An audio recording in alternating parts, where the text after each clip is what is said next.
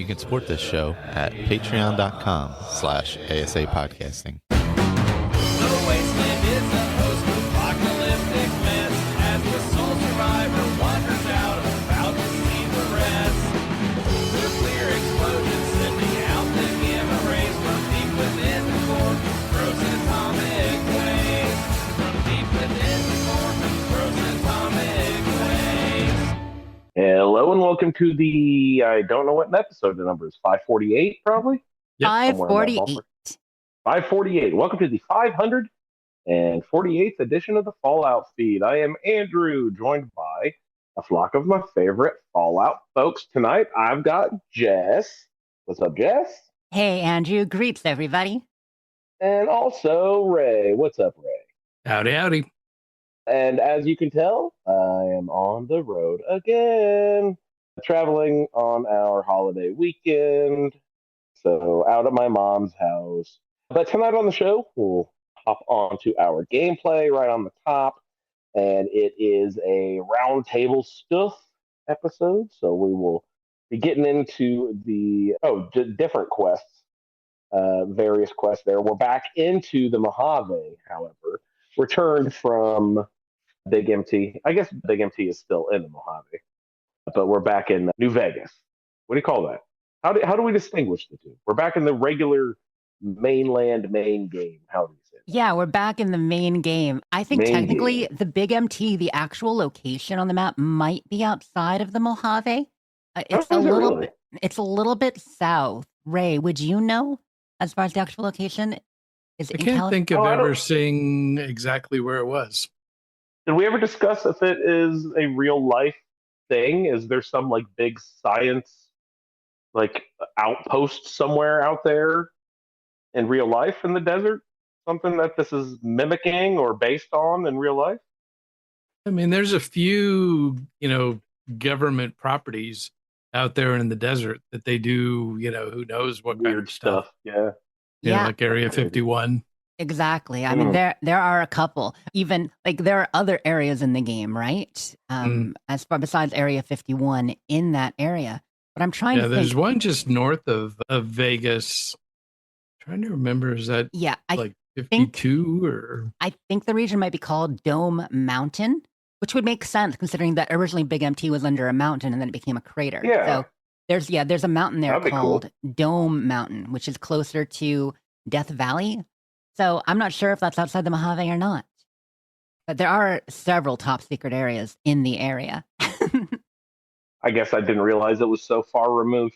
So how did we get there? Am I right? See, we got zapped by some weird satellite flickering by the movie screen down there, right? Is that how that started? Robots. Robots. I mean, Got it's just like, okay, so, in a fantasy game, when something happens, you're like, how'd that happen? A wizard did it. Okay, makes sense. That's what happens in fantasy. In sci-fi, especially in Fallout, robots. Yeah, there you go. Oh, there we go. Let's see. Lee is So, dropping what is dropping Lee an dropping? explanation here. So he says it's drawing parallels to Area 51 and the Nevada National Security Site near Death Valley. Its location is linked to Tibbetts Prison. Okay, that's taken from information from the Van Buren project. And then they mentioned the National Security Test Site, Area 30 and Area 6, used for testing. And yeah, all those are near Dome Mountain. So that same general area.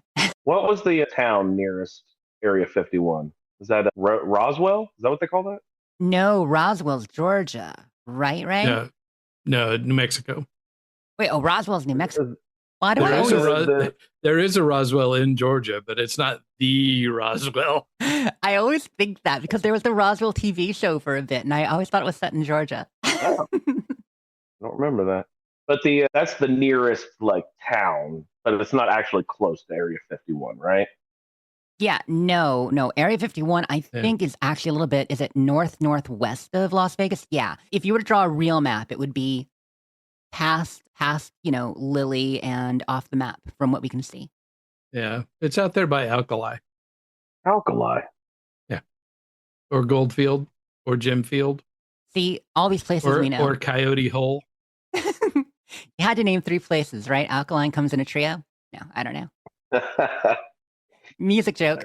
And I'm well familiar with all those areas. Coyote Hole, New Mexico. Everyone knows Coyote Hole. I mean, I frequent the Coyote Hole. That's Nevada. yes, as a man, I was Who testing is- you. It's right by the California border. So, and it is all the Mojave. That's, essentially anything that's east of the Sierra Nevada mountains Okay. out on the desert. And you were saying there's, what did you say? You said the Nevada state security site or something national security site. at Death Valley. Yeah. Yep. So it it's is. just sort of a generic agglomeration of a bunch of different mysterious government facilities or something. If you're going Yep. to make secret facilities or say evil lairs, you want to do it in no man's land. That's kind of the idea. Yeah. That way no one's going to stumble upon it. And if they do, they're already, parched, looking for water, crawling, maybe being chased by a And they'll think coyote. it's fake or something. Yeah. Mhm. This is a hallucination. Yeah. All right, so we're getting into that sort of stuff. We got some Iguana Bits and a shout or two on the way out the door. So that's going to be our show tonight. We'll get into our gameplay here off the top of the show. So let's go ahead and roll right into it. Jess, do you have a chance to play with video games this week? It was a relatively game-free week, besides a little Starfield, New Vegas, and a touch of 76. So, I hit the important things, right? I hit the good games. I played 76 on PlayStation this week, of all things, because we are still rehearsing for our next play with the Wasteland Theater Company. So I was in there. When is your production? When you That go is on? April 12th. I believe it's going to be 7 Oh, geez, p.m. that is soon. Yeah, no, we're Holy a week cow. and a half away. We're down to the deadline. Your This girl is crunch working time, yeah. on titles and credits and getting everything prepared. So, always something, right? So, yeah, I've been a little busy with that, but it's going well. And it's funny because I hadn't been on PlayStation. I let my PlayStation Plus lapse for about at least 6 months, because, again, I'm a believer in not subscribing to things you don't use. And sadly, Yep. I use too many things, so I subscribe to too many things. But you got to minimize the things you don't. And everybody wants you to subscribe to them. So I had stopped. So I had not been on PlayStation since it was shortly before the big update, before Burning Springs came out. I think it was September. So I hadn't seen that camp. It hasn't been adjusted at all since I was last on there. My character was wearing some weird outfit. I don't even remember why. What is that quest with Sheogorath and Skyrim? Ray, a night to remember or something, or a night not to remember? I don't remember what it's called. A night to totally forget. Yeah, you go out drinking and partying with Sheogorath, and you end No, up, that's Sanguine. Oh, that's Sanguine. That makes sense. And you end up naked in the Temple of Dibella when you wake up. Yeah, it's kind of like that. That's Sanguine. Basically, the Skyrim version of The Hangover. Hey, did Skyrim do it first, you guys? Was that before The Hangover? 2011? Probably. Might have been. It's pretty close, if not. Oh my goodness, ripping off Todd, all the best ideas. And they say Skyrim doesn't have good writing. Ha! They don't know. But yeah, so anyway. Who says Skyrim doesn't have good writing? No, The Hangover was a 2009 film. Okay, well, maybe the inspiration went the other way then. And no, people love it, but one of the criticisms most often leveled at Bethesda is that, while they do great lore and exploration and all these things, there are people who complain about the writing, especially Skyrim, Fallout 4, and everything since. Not me. I love it, Yeah. and I know a lot of us do, and most of our listeners do. But, it's all how you tell a story. Anywho, I was over there and wearing something I didn't remember, but I played a little Fallout 76 on PlayStation. Good to catch up. I will say, remote play on PlayStation right now, for anyone who plays over there and tries to use remote play occasionally, it is busted. It is busted AF.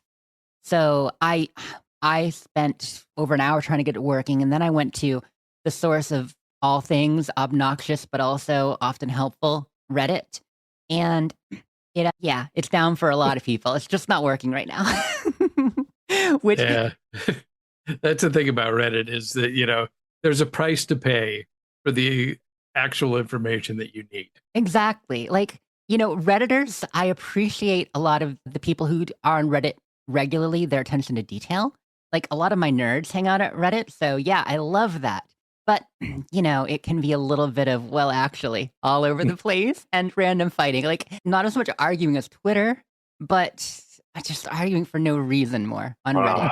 Can't believe you actually brought up that phrase. That is one of the lessons I've been trying to hammer into my son for the last, God, he's 11. So since he's been 4, I've been like hammering at him, don't ever become a well actually dude, because one of his uncles is a well actually guy and I cannot fucking stand it. So I've been hammering that into him from a very young age. Don't ever Exactly. become a well actually person. If you know something, corrections are fine. They happen. Don't be And- pompous about it. Right, but just don't be pompous about it. Be like, actually, I mean, okay, you can use actually, but Well, actually. but yeah, exactly. You don't push up your glasses and do that, but you can say, Wow, are you stupid? That's how you should say it, right? Yeah. You're dumb. It's just, I have another way of looking at it. oh, there you go. That works when you don't necessarily know something or when you have a different impression. No, absolutely. Well, you can be right, but couch it as a suggestion. without saying you're right. That's what I generally try to do. I don't know if it's the correct phrase to use, but I tell my son, you don't have to correct people if it doesn't actually matter. And it's the actually matter part that leaves it open to interpretation. You know what I mean? We're getting some good suggestions in chat. We're going, did yeah? you What do we got? know, or I've always found. Actually, nobody said that, but I like that one. I've always found. I've always found. Yeah, that's Or good. did you know? And Lee says, well, the truth is, which kind of sounds like, well, actually by any other name, but Well, the truth, you liar. if you paid attention, you'd know that. If you that one weren't so was over well. dumb. Mm-hmm. So remote play is dead. And that is what I've always used to record and stream theater company productions because of the fact the way we do it, we use in-game chat as much as we can so that anybody can stop by and listen and watch in person. You can't capture, PlayStation is very weird. You can't capture in-game chat or party chat normally via game capture with, a capture card or other methods. So I have to use remote play to bring it onto my desktop as a window and then capture that window and all the audio from it.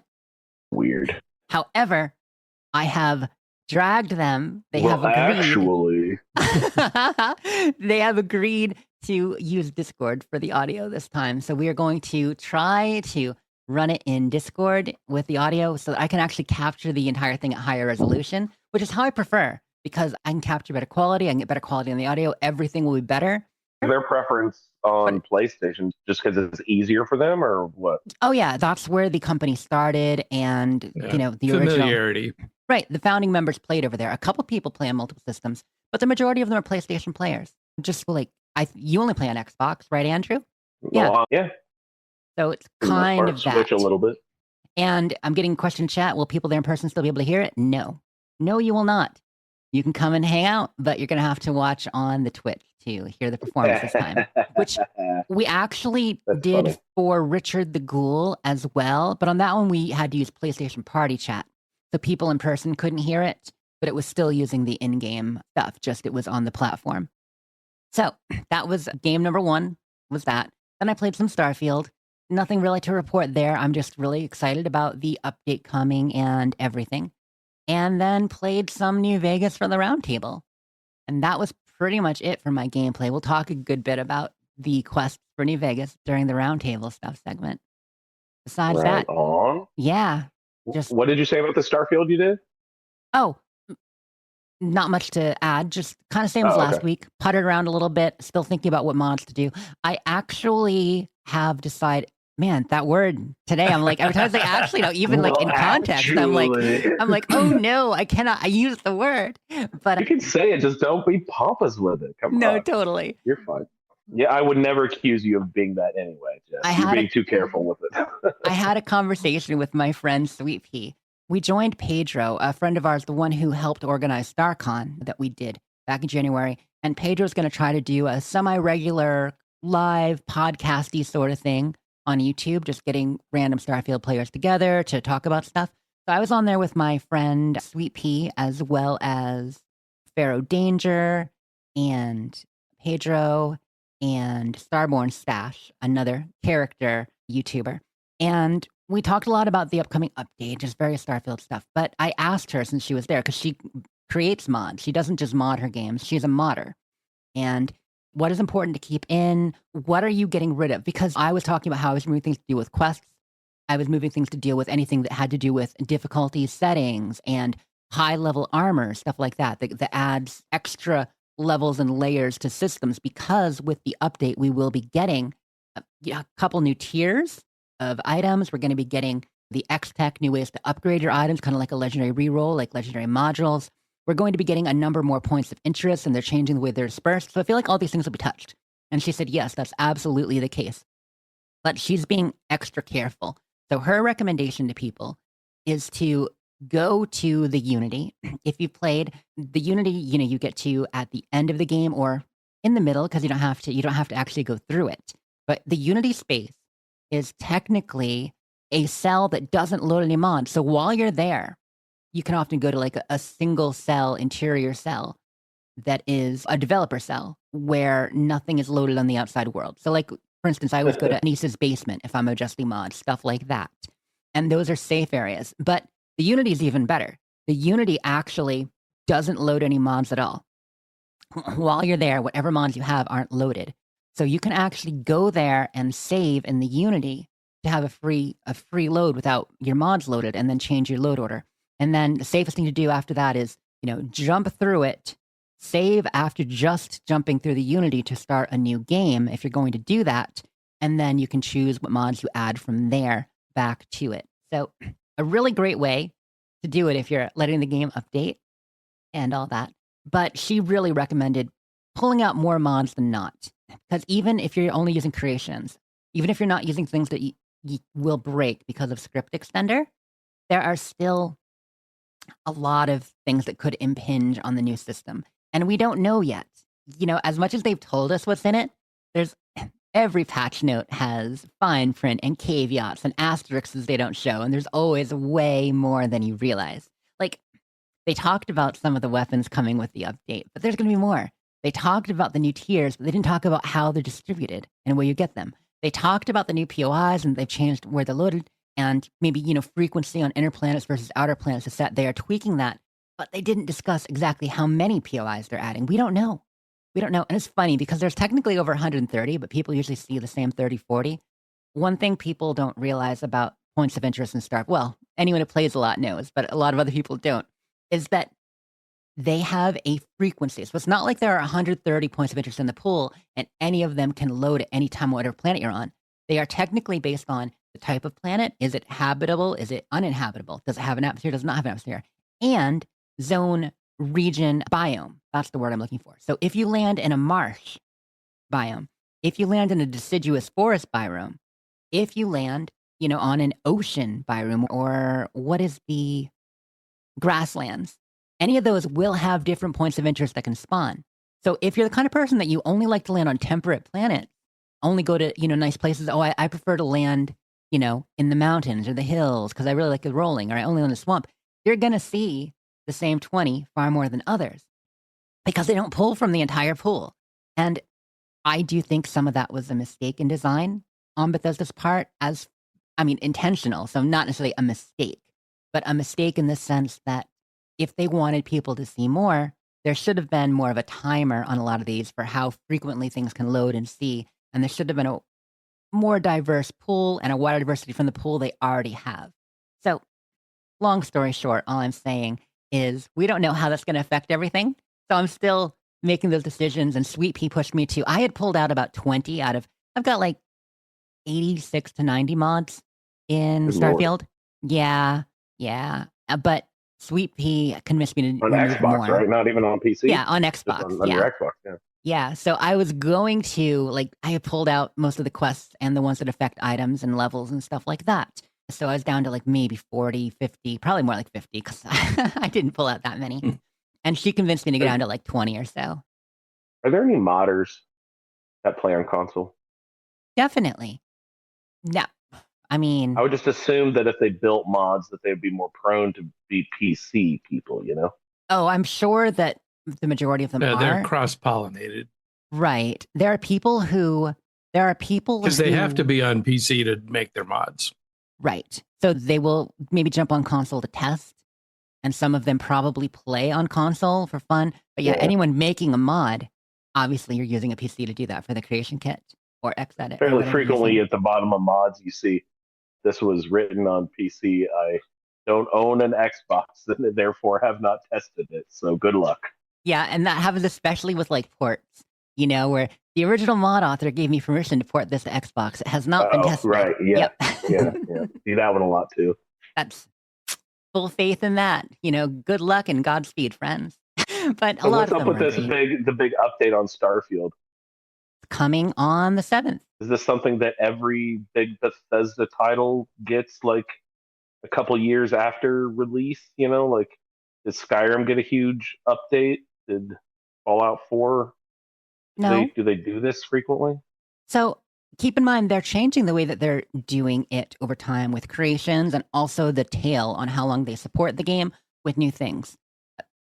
Most of the time, the classic Bethesda plan from Oblivion on, really, I mean, technically Morrowind on, but especially since Oblivion on, is they will do a big DLC or 3, and then maybe a couple small ones, and move to the next game. So you have a year or 2 of support.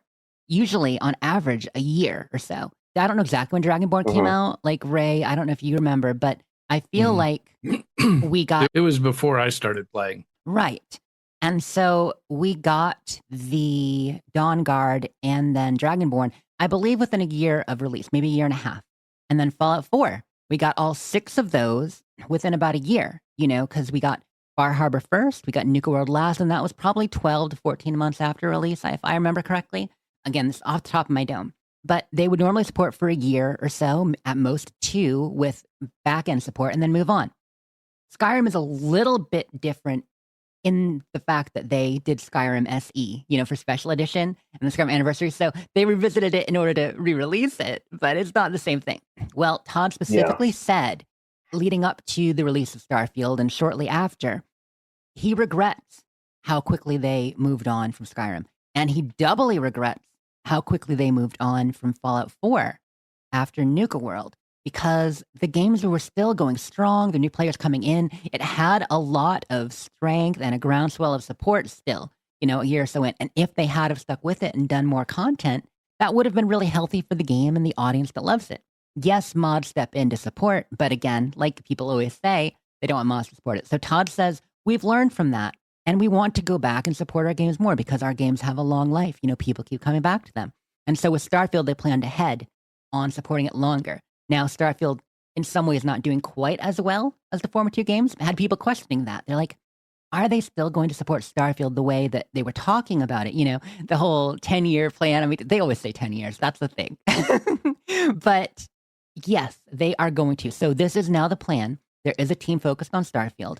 And this update was supposed to come out, well, I mean, not to get too inside baseball, but the plan had been at least one big update a year. Not necessarily an expansion and DLC, but at least one big update a year. So we're getting that with Free Lanes, and then the Terran Armada is the DLC portion of that.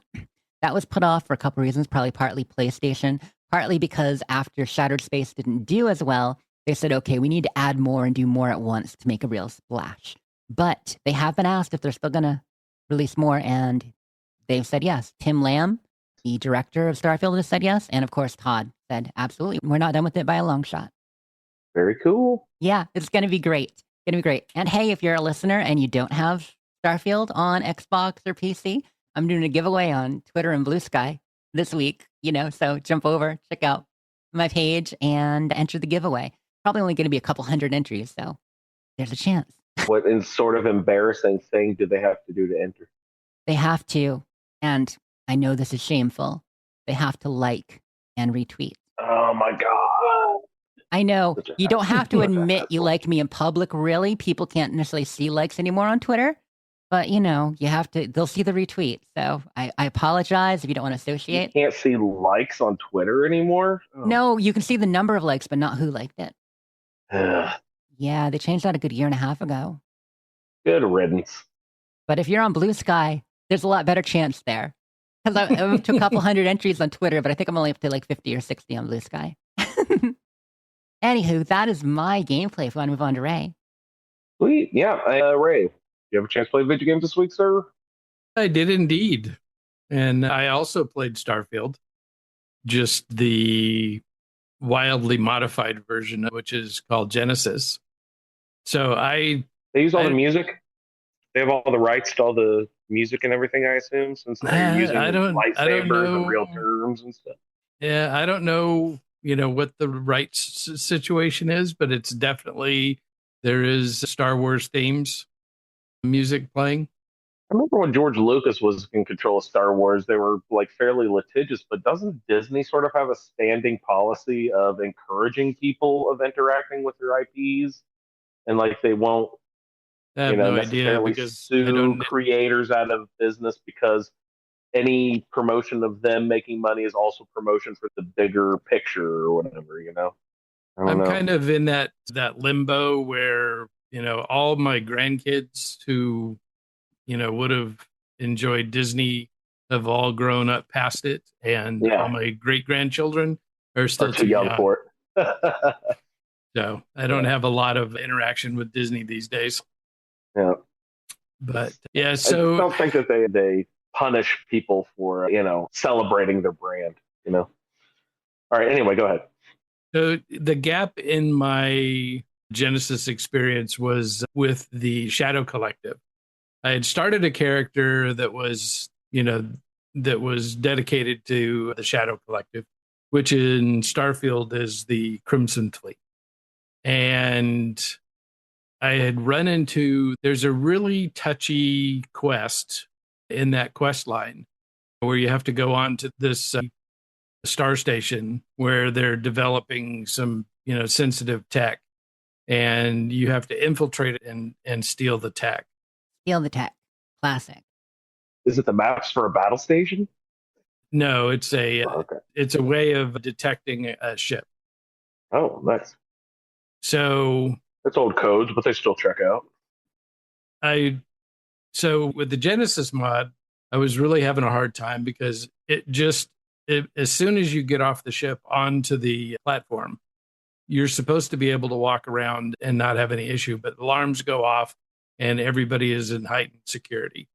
And there wasn't any way around it. And so the quest was unplayable aside from just killing everybody on the station, which I could have done, but didn't really want to do that. So I wasn't sure if it was just something in that particular character that was bugged. So I started a new character and took them through it. It's kind of interesting what they did. So normally you would get this quest one of two ways. Either you would, be thrown in jail for transporting contraband, where then they would try to recruit you to infiltrate in this case, the Shadow Collective. But when they redid with Genesis, Admiral Thrawn wants you to roll over on Constellation. He wants to know about this group that are collecting these artifacts. So I told him I didn't know anything about it. And so he put you in jail for 7 years. Thankfully, you don't have to, you can fast travel through those 7 years. So it only takes a couple of minutes and a screen going black. But you come out and so now, you've served time and somebody comes up and says, hey, you need to go talk to this guy. And so you end up getting recruited into the Shadow Collective. Well, so I took the second character through, got to the same point on the space station, and had the same. Everyone's attacking you again. Same exact problem. What'd you do? So what any good player does, I open up the command console and went into console command and turned off detection. There you go. That'll work. And so I just, you still have to go through. There's some characters that, gate guards that you have to interact with. So I still went through and, I got the uniforms that I needed to get and the key cards I needed to get and went through all that kind of stuff and, got the ship, got back to the Shadow Collective and then turned detection back on. The interesting thing was, even though I went through without any fighting whatsoever, their comment is that, I guess you really didn't have any other choice but to wipe out the entire station. You destroyed everybody. No, they're fine. Yeah. So I Or finished that Ted is one up. dead. No, he stayed over there. Yeah, it's kind of interesting when you go through Genesis. You have to really keep in mind that this is still a work in progress. So there's still a few places where somebody will give a line and it'll be about Crick's legacy, instead of Mandalore's legacy, and little things where Yeah. they slip up with lines where they haven't addressed those yet. Is there a method by which you could, like, if they hadn't flagged something like that yet, where you can report that as like sort of a helpful, hey, you had a line in this dialogue tree that has not been blah blah blah. Can you submit that to them? Yeah, they have a Discord where they do that. So That's really cool. yeah. And there's just too many Star Wars things now. What do you So know? many. What story you say the Shadow Collective? Do you know what that story is from? No. Mm-mm. I love I that have no name, idea. though. Yeah, I it's really a cool do. name, but I don't recognize that faction from anything. I don't think. Maybe it's like one of the new TV shows or something. Yeah. So interestingly enough, so I think it probably has to do with the Mandalorian, because almost all of the pirates are wearing Mandalorian outfits, and Okay, cool. the planet that the space station that they live on is in orbit of is Mandalore. Mandalore, nice. And that's where you go down and you can actually make the Beskar armor down there. That's cool. What happens if you go to gaseous giants? Can you like go into the atmosphere? I assume there'd be nothing to land on, but can you go to Jupiter and Yeah, and fly in I've and out of got the clouds or whatever? I've got now that I've gone through, one of the things that you have to do, you have to steal the plans for the conductive grid on Nar Shaddaa, which is neon. And so you build a transmitter that protects your ship from electromagnetic radiation. Cool. And so you have to have that to be able to fly to one of the, the banking ship that has, the millions of credits that you're going to steal. It's like floating in a gaseous planet or something.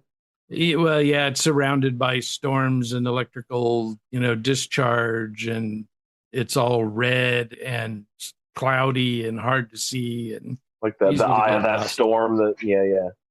But yeah, that same functionality is also in Starfield in, their quest line for the same thing. Mm-hmm. So Cool. The Shadow Collective was a large criminal alliance and rival Sith Order founded during the Clone Wars by Lord Maul. Partly Clone founded Wars. at the behest of Mother Talzin, whoever that is. He was threatening the plans of the Dark Lord Sith Darth Sidious.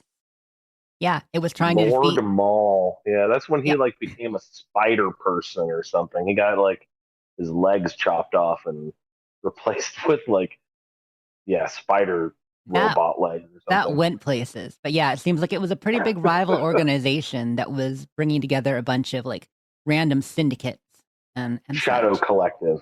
Mm-hmm. Interesting. Yeah, I like so the they're name. like underground Siths. Yeah, that's cool. So that was a lot of fun. So that was the last one that I needed to get all the way to the to completion with. So, one of the biggest challenges with this Genesis mod is that it's really hard to level up. And so they changed the systems. Yeah. Yeah. And so you're struggling to get, any kind of perk distribution. So it was definitely challenging on that front. You end up, really the only reliable way to level up is to go to the temples and get Jedi powers and fight you get a lot of XP for fighting the Temple Guardian, who's a super tough, kind of mini boss. So you kind of always have to role play Jedi because you have to collect the power ups in order to level up. You can get those without it. My scoundrel smuggler character with his fuzzy co-pilot isn't going to fly in this world, right? I mean, it would, but it would be you would have to collect the powers if you were following that quest line. So you could play that character for all the other quests and stuff like that. But once you start collecting Starborn powers, or I guess Force powers, that kind of forces you to be a little bit Jedi-ish. Yeah, Or, influences you that you direction. it. So you can still do that, through Vlad with Constellation, but Oh, you but- mean the smuggler stuff? Yeah. Oh, of course that would. Yeah. That would lend itself. but yeah, so they'll still send you out looking for temples, even if you're just doing the Constellation quest line. You just got to smuggle the powers out of it instead of earn them. There you go. Yeah, but you still have to fight the Temple Guardian, which you're, if you've got a good cadre of followers, which with this mod you can have more than one, then you can. What are they, like a handle him. droid? You get an astro droid, or do you get like a little Padawan with a braid and a little? Yeah, so the Lightsaber. easiest ones are Greedo and Chewbacca. Oh, right. You've mentioned Greedo numerous times now. Yeah. So, but it's been a lot of fun. I'm glad I did it. But once the update comes out, I'll switch back. And it sounds like I was running a whole lot less mods, before I loaded Genesis than Jess was. And Jess was, yeah. She's loaded up. Yeah, but Ray has significantly more. So would this Well, with this one, upcoming with this update one, there's fuck a with lot more. Genesis? Yeah, it will. And Okay. so I had already locked down my Starfield so that it could. You got it sequestered in a non-internet updatable position somewhere. Yeah, it cannot accidentally get updated. But since I'm pretty much done with the Genesis characters, I can go ahead and get that opened up and ready to do the update. The biggest thing for me at this point is just the Star UI. I tried playing Starfield vanilla, and that was just the bridge too far for me. Was the menu system in the game? Everything else I could tolerate, but the Star UI menus. I'd be interested to see how it's different, because I mentioned last week I played just a few hours of Starfield, and I was just reminded about how, god damn, can I get through this menu somehow? Yeah, it's just really weird. So I'd be interested to see their their different take on it. Yeah. Yes, hoping for some updates there for sure. They haven't really announced any per se. New Right. things will be available through the menu, and we've got the new compendium coming in, which is essentially a codex, which will be awesome to navigate your resources. Definitely your looking outposts. forward to that. Yeah, that's going to be really, really nice. But as far as the speed of the menu, I mean, at least it's not Fable 3's menu, which, not a big digression, but the entire menu brought you to another location, and you navigated the menu by going different rooms. Um, Oh my fuck, that's terrible. So obnoxious. Like, it was great at first because John Cleese played your butler, which was awesome. But when you just do something quick, it was not Yeah. the way. not the way to go. Yeah. Oh no. But yeah, so definitely anxious to see how that all goes, and, I'll bite the bullet and tough out, the vanilla menu if I have to, just to be able to, access the new content and see what's there. Absolutely. And who knows, maybe new UI mods will come out too. Yeah, it could be. But I mean, it's hard to beat. I mean, this one is just, it's solid. It's got, customizable functionality. And, I just want to be able to see everything on one screen. If I'm going to look at my weapons, I want to be able to sort my weapons by, weapon type or ammo type or, anything else to make decisions on what I want to sell and what I want to keep, what I want to use and what I want to throw away. And you just can't do that, with the standard menu system. So hopefully there's, there's some improvement there, or I'll just load Star UI back again. Yeah, once it's able to work, and hopefully that won't mess and with I it too much. think so.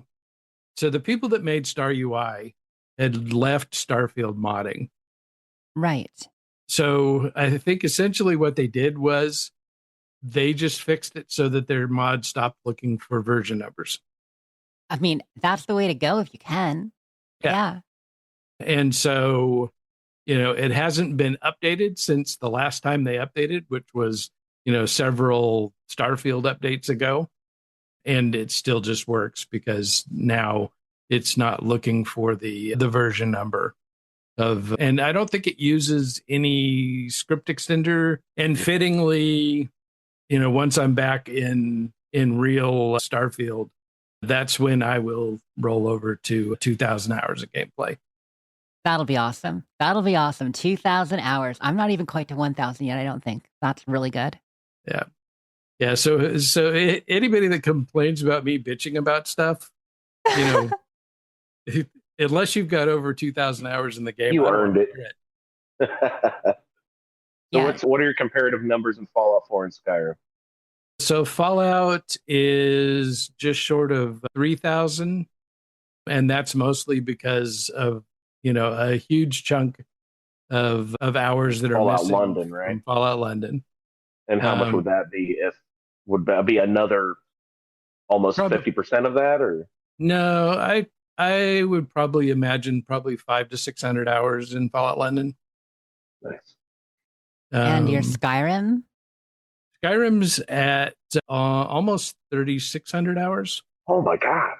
Hey, that's serious. I still have more time in 76 than you have in those, but only barely. No. Only barely. Yeah. I can't wait to retire. Yeah, and No Man's Sky is like 3,200 hours. That is an impressive array. Most people who have a top game, barely over 1,000. I mean, not, our Bethesda fans, but most most people. So yeah, to have that many over 3,000 is crazy. Yeah, I and love the that's little reels videos I get that are like, I spent over 65 hours in this game and never found this out. Oh, Yeah. Lord. and that's that's why I always have to kind of frame my perspective about a game. There's a lot of games that I love that drive me crazy because I've done so much in them, and it's hard to find anything new to do. Right. I don't dislike the game. I love it. That's why I have so many stinking hours in it. But the challenge for me at that point is finding something interesting to do New twists. that I haven't done 1,000 times. Right. Makes perfect sense. Whether it's a new play style, new character, new challenge, or they add new content. Yeah. So, but that's, that's kind of how I get, one of the things that sucks me back to Skyrim all the time are these big mod packs. Absolutely. And so, they create new and interesting, ways to play the game. And so, that drags me back in. Next time we're back in Fallout 4, that's going to be a good time.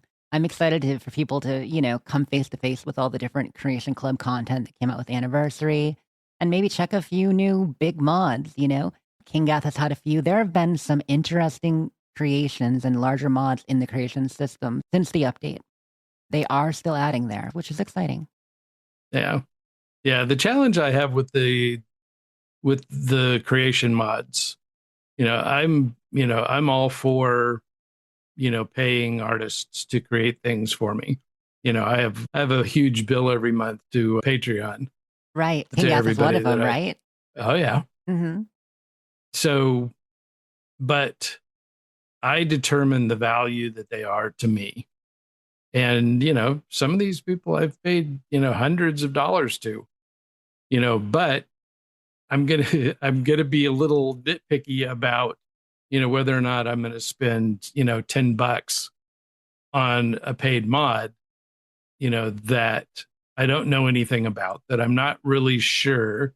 I mean, I would have flipped my lid if I had spent the $7 for The Vulture for that in Starfield. Yeah. No, understandable. I mean, I was disappointed, and I rationalized it like I do by like, well, we got the original Trackers Alliance, and we got the Star Tracker, and I got this for $7. Like, yeah, but you could have had all of it except for this 10-minute quest for no monies. Yeah. And, I mean, some of that's my inner buyer. I've spent 25 years getting the best possible price for, the best possible goods. And it's hard to separate myself from that value equation. Some of us like to haggle. No, I'm with you on that. One thing I do respect about some verified creators too is that they have taken the pains to actually release free versions of their mods as well. So sometimes, even though they're verified creators, like a lot of verified creators still do some, free mods even separately from the paid ones. But others they'll do a free version and a paid version and maybe keep it cheap. And they're like, you pick up this version if you want to support me in my modding, pick up the free version if you can't. And that is nice because then it's not maybe pay what you think it is worth, but it's simply you can test it out. And if you think it's worth it, then pay, which is nice. Yeah. And most likely, if I'm loading your mods and I like them, I'm sending you some money. It's also hard to mix creations with Nexus a little bit, isn't it, at times? I don't know. I don't do it. Right. There we go. Yeah. The only time I've done it was with the Watchtower. Mm. And it worked fine. I didn't have any problem with it. The other official Bethesda ones too, right? With things like the Doom mod. Watchtower is the only one I've done. Okay. Yeah, that's the only creation I've ever, got for any. Evidently I got some free creations on Fallout 4 because I saw that I've got some Beast Hunter thing. Oh yeah, yeah. Everybody got some of those. But I've never played it, so I have no idea if it's any good. And I've seen too many videos of people reviewing creations, and things just flat out don't work. Yeah, occasionally. Creations are just mods by another name, and the verified creators tend to do well. There is some QA and testing there, but even with those, there's no guarantee. There's no guarantee, and things change. Yeah. Did you have any other gameplay this week, Ray? I played Skyrim Odyssey, which is kind of they call them Vanilla Plus. It's a beautification mod mainly, and it looks absolutely gorgeous.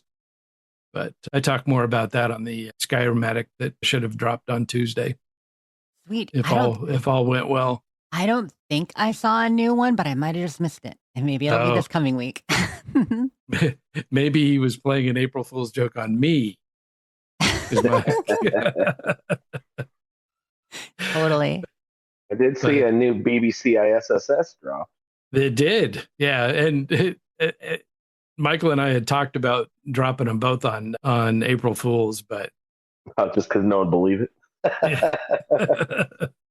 It just didn't happen. So I tend to do, have zero interaction with the internet on April 1st. So it is safer that way. Probably a wise decision.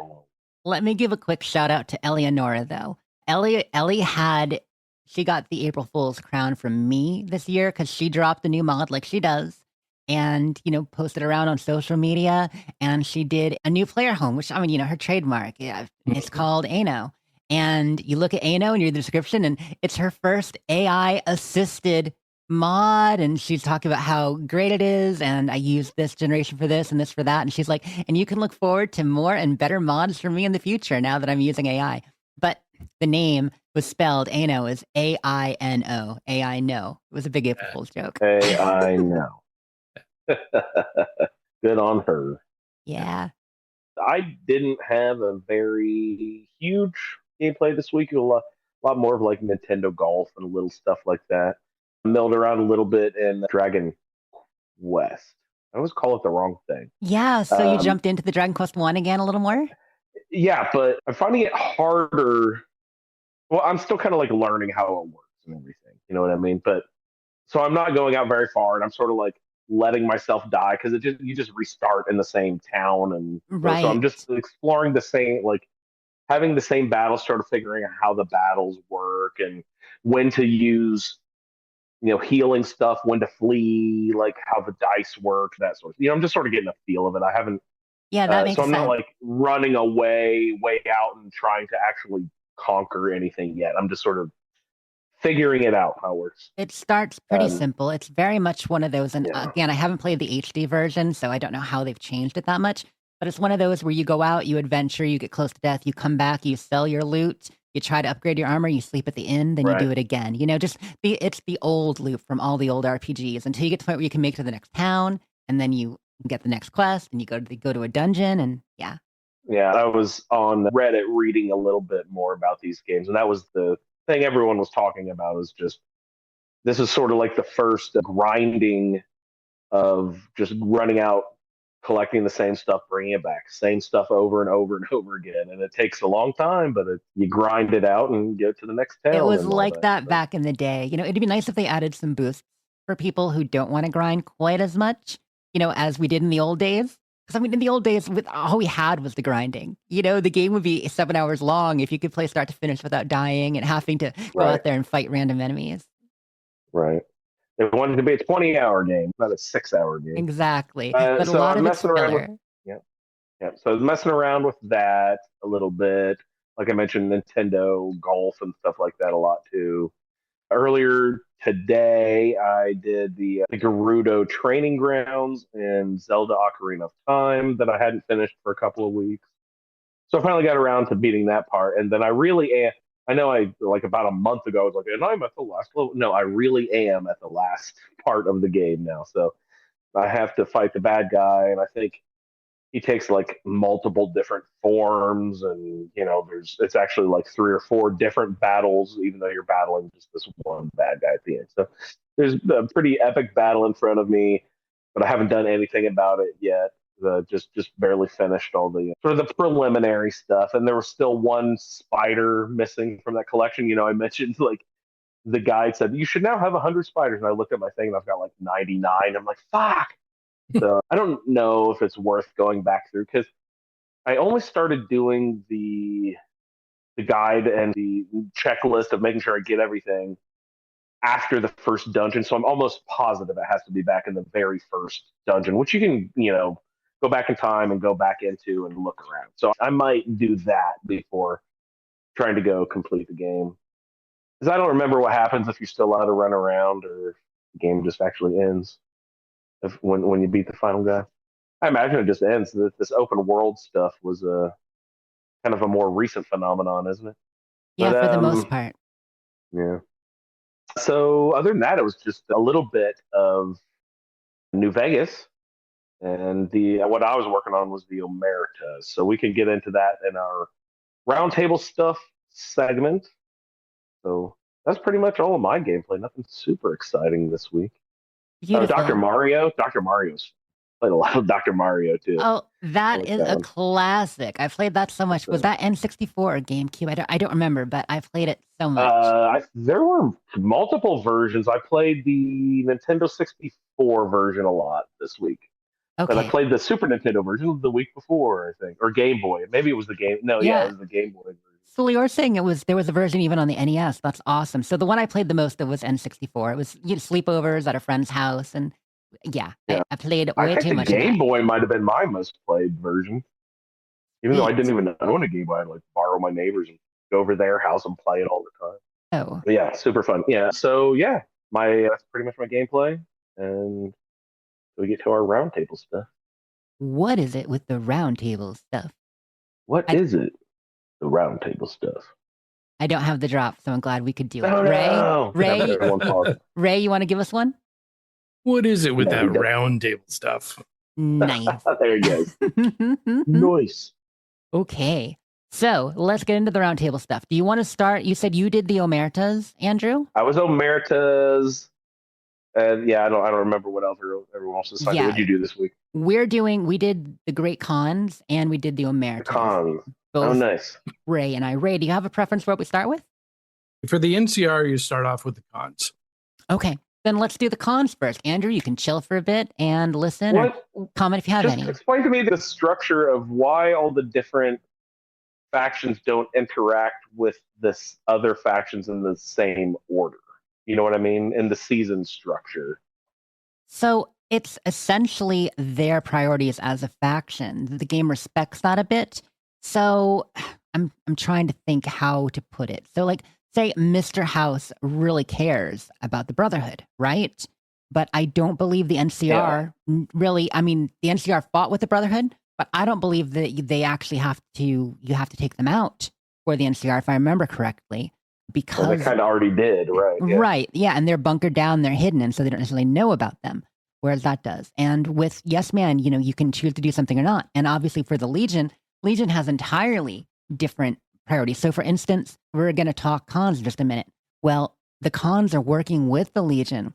So the Legion has the cons currently as allies. And if you mess that up there, I believe that they can actually ask you to assassinate Papa Khan to enrage. Nice. And I may be framing the NCR. I haven't done the Legion side, but it's something like that. And, they want to work with the cons, and they're already on the side. So what we're doing is actually we're stopping, for the NCR, for House or Yes Men, we're stopping the cons from working with the Legion. So it's just different motivations per faction, right? Any other thoughts on that, Ray? No, that's essentially it. Cool. I'm Mr. House, and I haven't interacted with the cons at all, and I haven't looked to the forward schedule what's coming up or anything. So is Mr. House just not concerned with the cons then? Is that what that means? Yeah, he's not. I haven't hit them okay. Because they're a power, but they're currently a little bit less of a power than they were.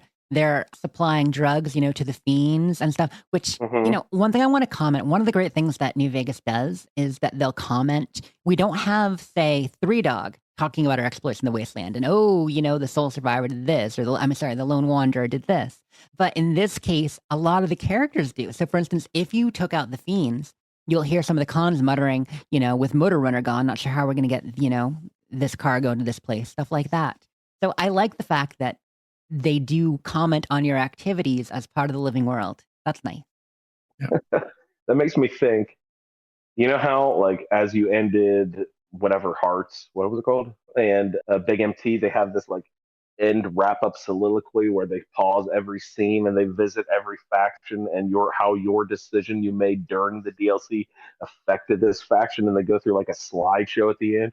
Could you imagine if at the end, when New Vegas credits roll, they go through every fucking faction interaction that you had? Do they do that? That would be hard to imagine. Half an hour long. It is lengthy. They do it. Yes, it's very lengthy. Every interaction. Oh my god. Yeah, it's gonna be a half an hour video, man. Yeah, it covers your overarching. Depending on whether you did House, Yes Man, NCR. And you killed the powder gangers. First off, good job.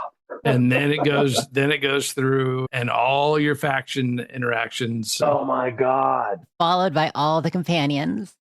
That is crazy. Yep, you even get if you threw General Oliver off. Spoilers. If you throw General Oliver off a dam, things like that. Just all these little decisions. So yeah, it's probably a good 10-minute video. I mean, maybe it's 7 or 8, but it's longer than most people. Yeah, I was blown away how long the Big MT one was. I was like, oh yeah, I forgot about that. Oh yeah, I forgot about that. New Vegas, they love their story. Do. We play it for the story, and they bolster that, with those like I was just mentioning, with right, the Hammer Runner and the Fiends, and during this, when we talk to Carl, if you've killed Caesar, he's going to comment on that, and he kill you where you stand if it wasn't for, his diplomatic mission here, stuff like that. Also, funny thing, I just noticed this playthrough I hadn't ever caught before. So how. Some people say Caesar, some people say Caesar, and it seems like most of his legates and important people who are part of the Legion say Caesar, right?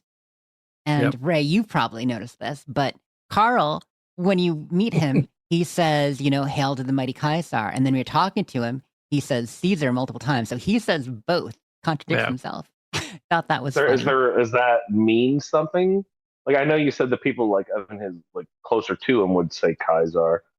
But is there a split in the faction or something? No, really, it's just voice acting, voice direction, and people's interpretation. But after the fact... Oh my god, that drives me nuts. Yeah, after the fact, we've reconciled it as it does seem like the majority of Legion and Legion-affiliated people say Caesar, whereas non-Legion people say Caesar. So it does seem like that's the split, but then you have ones like this where that didn't happen. Where they mess it up, right? Yep.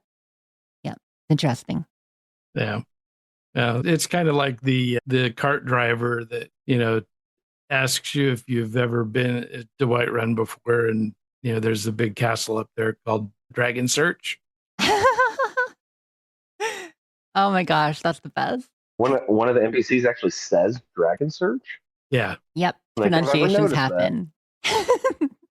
It's like the Wow. classic Oblivion moment. I'm sure you've heard it, Andrew, and other people, but there, where the one of the dark elves you're talking to, she says in the middle of her dialogue, like, "Oh, wait, I didn't get that. Let me do it again." And they kept Yeah, that let me do in. that. Yeah, I've seen that reel before. That's hilarious. They just forgot to clip out that. It's one of my favorite. Also, little things like that. Like a lot of times you don't find these things unless you go where you're not supposed to.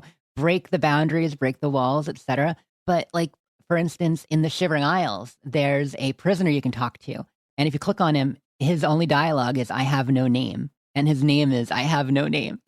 Well, I was just kind of mentioning that to Ray earlier today. I saw a video about the voice of Namira. The Oh dangerous yeah, prince of cannibalism or whatever. This booming voice that tells you to eat dead people in this one scene.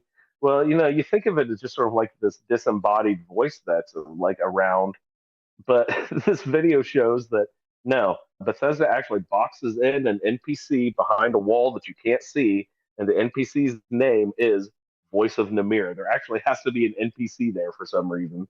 that And is Ray so said that's good. a trick they do frequently. They just to make things easy and slap stuff together without having to whatever's easiest. Ray was saying.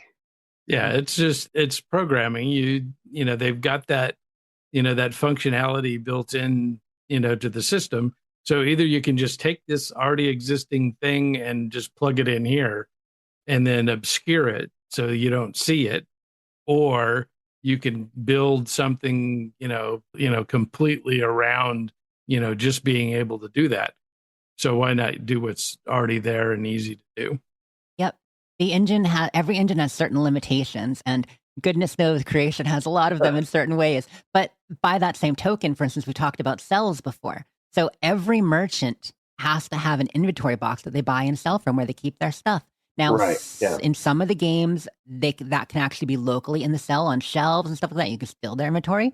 But a lot of times, there's actually a hidden box, you know, in the below upside the- down if you go below. Right. Yeah, Yeah. a lot of little things like that. There's that Yeah. chest underneath the dragon Yeah. search. Yep, that you use that that wooden plate to glitch through the wall to get to. Hey, I was going to ask if you happen to know where that cell is that the voice of Namira NPC is trapped in that dungeon or that room. If you happen to know exactly where that cell is, could you take your wooden plate over to that area and do the weird like glitch through the wall to find that NPC? I mean, I know on PC you guys could probably clip through. You have all your Yeah, we could just console commands and toggle stuff. clipping and just walk through the wall.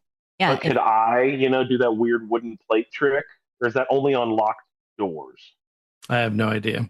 yeah. Wall glitching, it's different in different games. There are ways to do it obviously in some of the Fallouts with the building system, but it doesn't always work. And also there has to be a floor there. So you get through the wall, but most likely they're floating, you're not. You're just going to fall to your death. You're going to fall, right? Yeah, most likely.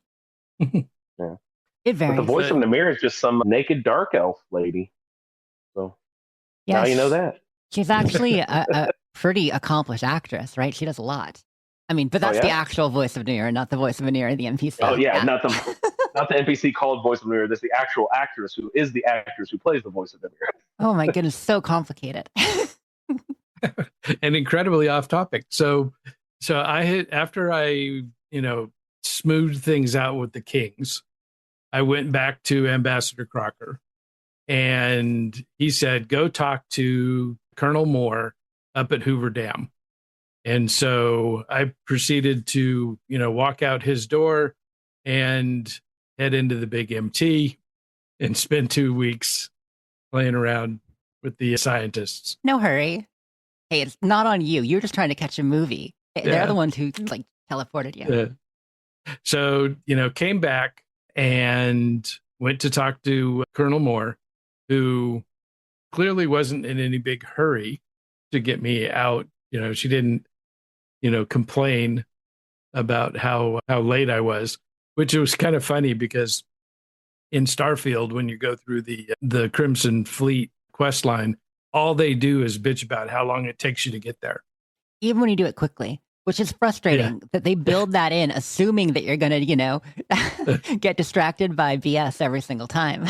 So Colonel Moore tells me that, she's had reports that the cons are, planning something big and that they're, going to side with Caesar. So you need to, go work things out with them, either wipe them out or, whatever you need to do to get them to not be a problem when the battle happens. Beautiful. For me getting there, it's just Yes Man has a quest line called Side Bets that it's all part of. And, he's simply like, you should decide what you want to do with these guys. And of course, I could just say no and move on, but I didn't. No. So I was friendly with the cons because I needed to, be able to access their weapons vendor earlier. And so I'd already been out in that area. And so I went and visited the weapons vendor, bought some more rounds for my Christine sniper rifle, and then headed up into the canyon and went to the longhouse. On my way up there, somebody came running up and said, "Hey, you're a great friend to the cons here. Papa Con wanted you to have this, and gave me like a stem pack or a, People just giving you gifts jet. Everywhere, Ray. Like, yeah, They the are. king's giving you gifts, the con's giving you gifts. So at this point, the only faction that doesn't like me is the Powder Gangers. So even Legion likes you. Legion likes me. Everybody loves me. Powder Gangers want to give you dynamite. Yeah. Well, you soon reach a point where that will not be the case. Well, since Slowly. since I'm about to, sever ties with a couple of Caesar's, contingency plans, I would, I don't want to spoil it, but, got to imagine they wouldn't like that too much. Yeah, I'm just because when I finished my gameplay this week, I had 15 different quests pop up. Failed this, incomplete, failed this, blah, blah, blah. It was just like a lot of decisions were made right at the end of whatever I just did. You're getting to the point where, some people start to get unhappy with you working for other factions and such, depending on where you're at. Yeah. Well, so, we're going to deal a blow to Caesar in these, two factions. So, so jumping ahead. So when I finished with the cons, they were okay. They were still neutral. The Legion was. The Legion was. Okay. But when I finished with the Omertas, I failed all the quests. Yep. Spoil their plans there for real. So you got to the longhouse, like you said. You go in and you meet Papa Con. Yeah. And so you tell him, so that it's him, a guy suspiciously dressed like the Legion on one side and his chief lieutenant on the other. You go up to Papa Con and said, "Hey, you should stop hanging around with Caesar." Yeah, I'm just, hey, look, it's me. I mean, if you have a good reputation with them, he'll at least say, "I've heard about, some of the stuff you've done for us." So he was reasonably welcoming. But yeah, just out of nowhere, you're like, you know what? This alliance you're doing? No, screw him. Yeah. And he's like, "Yeah, I can't do that." Yeah, it is really funny and blatant. But he's got a lot of dialogue options you can talk to. You learn a little bit about the history of the cons and such. Well, and he gets really cranky if you rush through his story. Yeah, no respect for history anymore. It's your generation. We are the Gen Z of the Mojave, apparently, even if we're older. So at this point, you could, if you were so inclined, just start killing everybody. I never even thought of that. I mean, you totally could. Yeah. But, because ultimately that's, that's as far as the NCR is concerned, that's the best possible outcome. Yeah, in a way, because they want you to take care of them because the cons are allying with the Legion. They also, the NCR and the cons have a long-running feud and things got worse. So absolutely, I mean, ultimately, if you follow their quest, they can ask you to kill Papa Con. That is a way it can go. So you could just get it over with right away. But, one of the advantages of having a character that everybody loves, and a 100, speech is that, I can talk my way through all this kind of stuff. So I go back outside the longhouse and his lieutenant comes running out and is like, "Hey, you know what? I'm not really good on this whole, Caesar deal. Yeah, I heard you Yeah. telling Papa Khan we should leave. I mean, if you're in the lodge, you can talk to Carl real quick. That's the Legion guy, and find out what his deal is, and you can talk to Yep. Regis in the lodge too. But he won't say that much till you leave. Yeah. And so he tells you if you go talk to, the other leaders and convince them, to convince Papa Khan to sever the relationship, he thinks that would work. But you also have to deal with Carl. So if you go back in the longhouse and sneak in, I also have 100 sneak. So Mhm. I can get around, I can usually pickpocket and sneak past anybody. Right. You can like wave in front of their face; they don't even see you. Yeah. So I went and got Carl's journal. Yeah, that's of really his- good proof. That is really good proof that because Regis gives you an option. I mean, he says, if you can convince the 4 people that Papa listens to, Melissa, Jack, and Diane, and myself, we'll support you, and that could help change Papa's mind, like you were saying. So Regis, what's funny is he actually outlines what you can do. Like the game explicitly says, you can cause him to betray himself and reveal his real feelings, or you can find a way to discredit him. So you're going with the discredit route with the journal. Yep. And so I marched right out of his room, back to Papa Khan. And I said, here, this is what this guy is actually saying about your Yeah. relationship with. That's And hilarious. Papa Khan gets a little pissed off. It's so quick and easy. Yeah, I saved the book for the end, but I did the book route too, for sure. Yeah. And it's funny And, because right there, I mean, he yells. He's like, what does he say? Basically, like, chase him out of the camp, and if he doesn't leave quick enough, we'll put him down. Something like that. Yeah. And then they immediately open fire on Right. him. They give him no time. It's like when you say, okay, I'll give you a 10-second head start, go. And then like you count to 1 and you start shooting. Yeah. So he's piled up in a corner, just right behind his chair. He barely got out of his chair before they killed him. And so I didn't have to lift a finger. But then I went to talk to Jack and Diane, told them about how, Caesar doesn't like drugs and that Diane would be, an officer's slave. And, they would probably kill him. And he's like, dude, that sucks. Right? Yeah, that is the best route because you can go and with Diane, you can do her whole quest and all the drug stuff and blah, blah. Or you can just tell Jack, which I love the way he calls you kitty cat. Well, at least he did me. I mean, maybe you have to play a girl. Does he call you kitty cat no matter what? No. Mm-mm. Okay. Yeah. Called me kitty cat. He was like, oh, dude, that's a drag, dig. Like, yeah, he definitely had the lingo. He was very chairman. And so I got them. Then the hardest thing is to get to Melissa because she's way out in the middle of nowhere. There's no good fast travel points to get close to her. I think I traveled back to the Good Spring Cemetery and, then, you spend a couple of minutes picking off all the scorpions and cazadors and death claws on your way over to her little outpost. Yeah, I ran into one on the way to find Melissa, but just the one. Yeah, I had 2 death claws, 4 cazadors, and probably 7 or 8 rat Partridge in a pear scorpions. tree. Mm-hmm. Yeah. So get up to her, and so at this point, I still had Boone with me. I didn't talk to him at all during this. You brought time. Boone into the camp? You brought Boone in with the cons? I did. Did he go into the lodge with you? Ooh. He did. What happened? Anything? Nothing. He didn't complain. He didn't make any snide comments. Was he wearing his I can't believe beret? he doesn't have any special was. dialogue. So was I. I was wearing my first recon beret. Yeah, I have never Wow. brought Boone in there. I was scared And to. you can talk to Wow. him about about what happened. Oh my God. Between the NCR Like, and the jump on the table. You and Boone on the table in front of Papa Khan, drinking his beverage, talking about Bitter Springs. Ridiculous. So, and Boone's big thing is really the Legion. So, he's keen on killing the Legionnaires.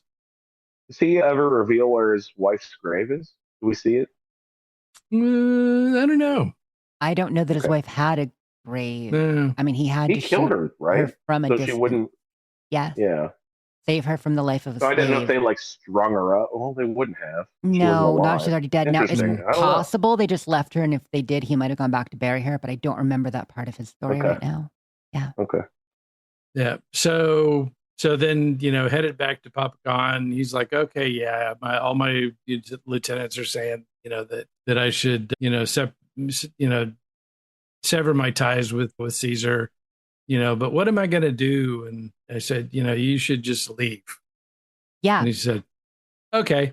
Seek your glory. Yeah, it's funny. Like the speech check with. Speech I 100. also, You should just leave. by the way, Calm Horizons has been having trouble with speech, and it's going to keep on here too if he tries to do this. But like Jack is a speech 60, so if you can't do Jack's speech check, that's when you got to do, Diane's quest and stuff. And is it maybe 75? Is it 60 or 75 with Papa? I don't remember. I had a couple of big ones. I had, Yeah. It's big, but it works. And you can essentially say, you're powerful. You seek your own glory. And he's actually very happy with that, and he tells you can come with him. The other option, you can say your faction is a ghost and, no longer viable, blah, blah, blah, and be rude. But I didn't take that option. Yeah. No, I'm everybody's buddy. So yeah, I was nice to him. I essentially did the same as you. I went with Jack. For Regis, I got the book to discredit and all that. Melissa, I convinced and, told her, yeah, you're not going to be not prospectory, perceptory, whatever. Yeah, whatever they had, whatever rank they were it was. promising to. Yeah, I said, you're gonna be a slave. Exactly. You'd be lucky to be an officer's wife. And honestly, between you and me, I don't think Legionnaires are into that little double mohawk fro she had going on. So, but yeah, I did essentially the same things. And at the end, did the check, but I actually gave him the book at the end too. So it was all at once where he essentially attacked and killed Carl there. And then we continued the speech and it all happened in the room. Actually, Carl wasn't in the room. He was asleep. So we went and we woke him up. He got shot trying to get out of bed. Perfect. Yeah. So once you wrap that up, then I had to go back to Colonel Moore and tell her that they weren't going to be any trouble. And then she tells me to go see what's going on with the Omertas because she's hearing troubling reports of them, doing something, and she needs to find out what it is. I like that they're telling you what to do. See, with Yes Man, I'm the boss. He just makes suggestions. Yeah. So she tells me that the secretary over at the NCR embassy has a relationship with the Gomorrah receptionist. They're friendly.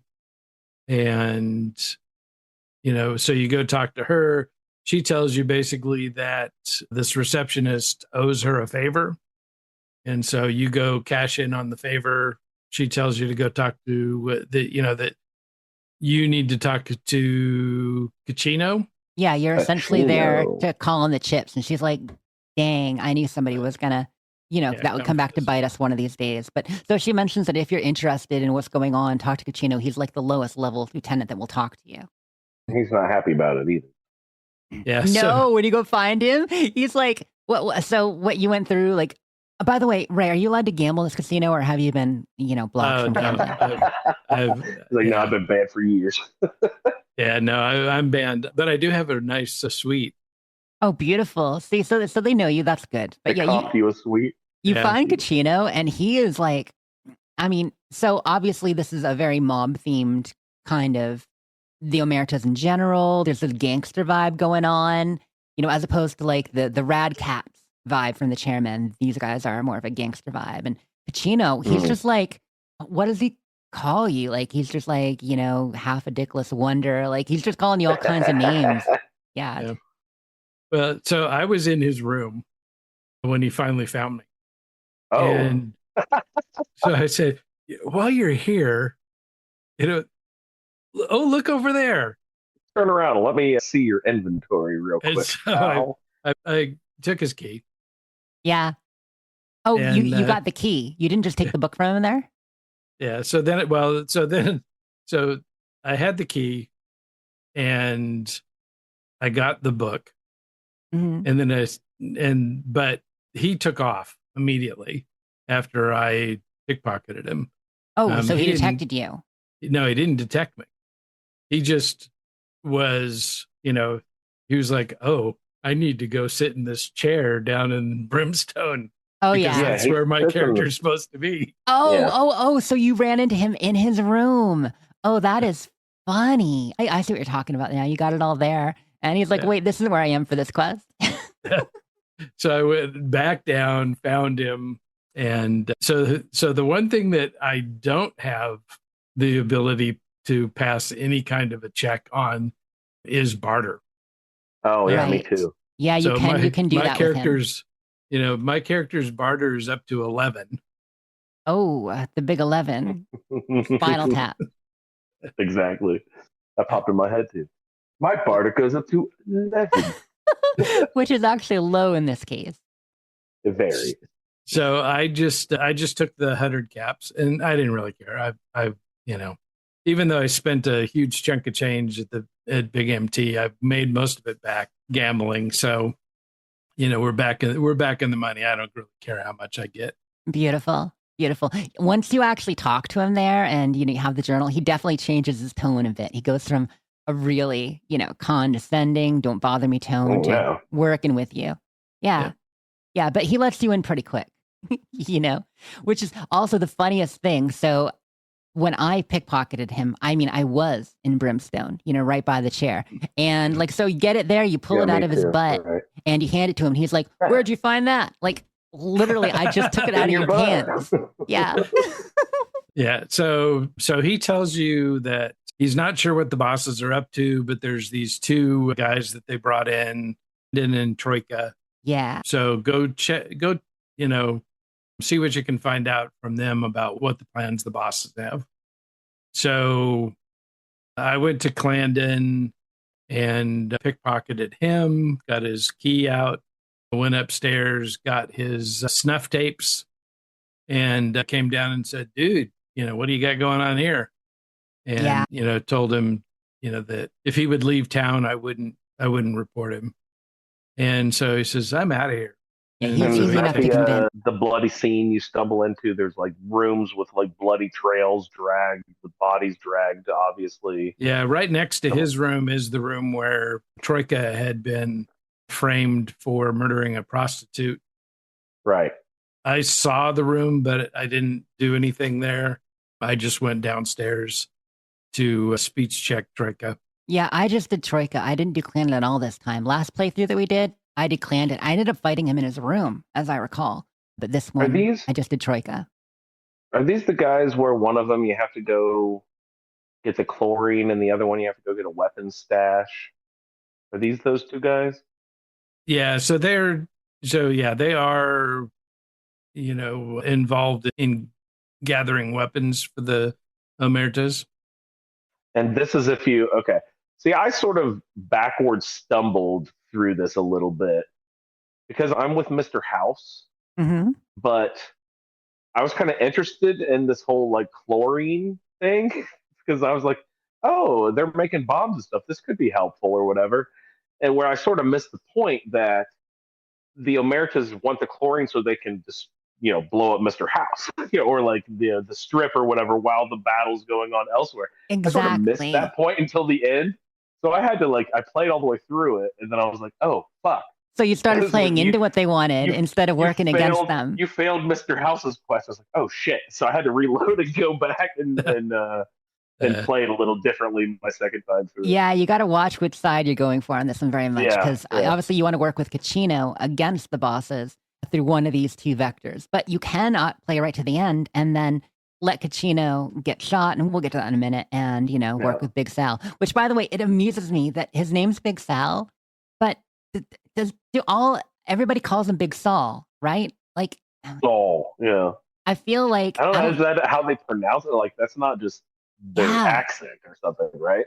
It made me wonder, Better Call Saul, but that's spelled with a U. They were calling him Big Saul a lot more than Big Sal. It's 3 decades after this game was made, right? Well, 5 years, but same thing. Yeah. Yeah. So with Troika, you go talk to him, and he's essentially caught in. They framed him. He didn't realize that he was framed. He thought he actually had passed out. Right. I said, okay, so what drugs did you actually take? And so he tells you that doesn't really sound like something that would knock you out. He goes, no, I use them all the time. I don't know Yeah. what happened. I said, well, maybe they Just framed maybe. you. Maybe. Like outside guess Uh, here. And Yeah. he's like, oh, yeah.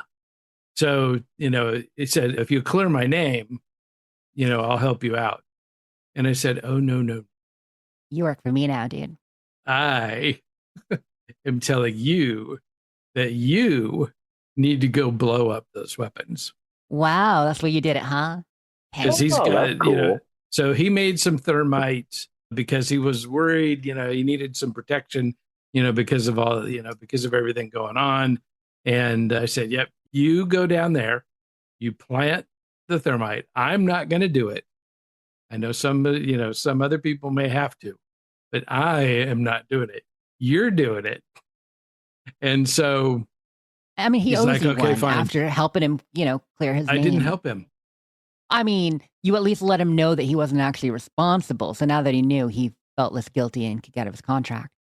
Well, yeah, except that he wanted me to actually get the proof.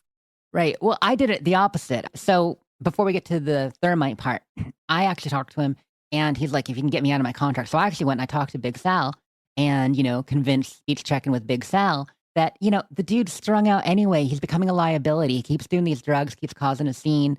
He's just going to be trouble in the end. And it was so easy. Sal's just like, you know what? You're right. By the way, So Sal's quickly voice, he breaks from a good employee, right? right? And Sal looks like a lot of the New Vegas characters, but he sounds like an old Don. The voice they gave him, she should be like Yeah. big and gravelly and stuff. Yeah. But, Troika will tell you that, what the cons or what the Omerta's plans are, which is to, gather a bunch of weapons, store them. So you tell him to blow them up. You have to leave because he said, you might not want to be in the building when the bomb goes off. And wait for like the count of 10 until it pops. It's funny. So essentially, I walked out. As soon as I walked out the door, I had two notifications. One, that I got all my gear back, and two, that it was time to go back inside the casino. Maybe it's because we were on Xbox, but I had to like count to 10. But it didn't take long at all. Like I just went out there, and if I had been impatient, I could have waited and wouldn't realize how quick it was. But as it was, I basically just walked out, avoided Mr. Holdout, looked at the dancers for a minute, and then it popped. I've got Chance's knife, and so that was my holdout weapon. That Beautiful. and 40 pounds of explosives. I've got all kinds of hand grenades and landmines and stuff. Who needs thermite? You're a walking army. So go back in, talk to Cachino, and he said, well, they killed Troika for blowing up the weapons. He gave him your name before they killed him. Right. So the bosses want to talk to you. Yep. You've been implicated. And so and they also, I think, did they say Cachino tipped them off or something? No, but somehow they mentioned Troika. Cachino. Yeah, but somehow they mentioned Cachino too. He's going to be in there too. Oh, they asked Cachino to find you and deal with you. And so he's supposed to bring you up there to him. Yep. So you can get Cachino to give you a sawed-off shotgun, or you can say, oh, by the way, you're going to kill the bosses for me. Wow. And he's like, okay, if you say so. Puppet Master Ray here.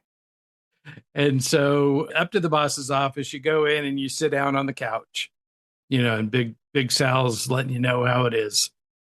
And I was able to get him to, do the classic Bond villain, so since I'm going to die anyway, why not just tell me what your big plan is? The whole Nice. plan. Yeah, what did they had a code name for it. Was it Operation Ruckus or something? I think it was Ruckus.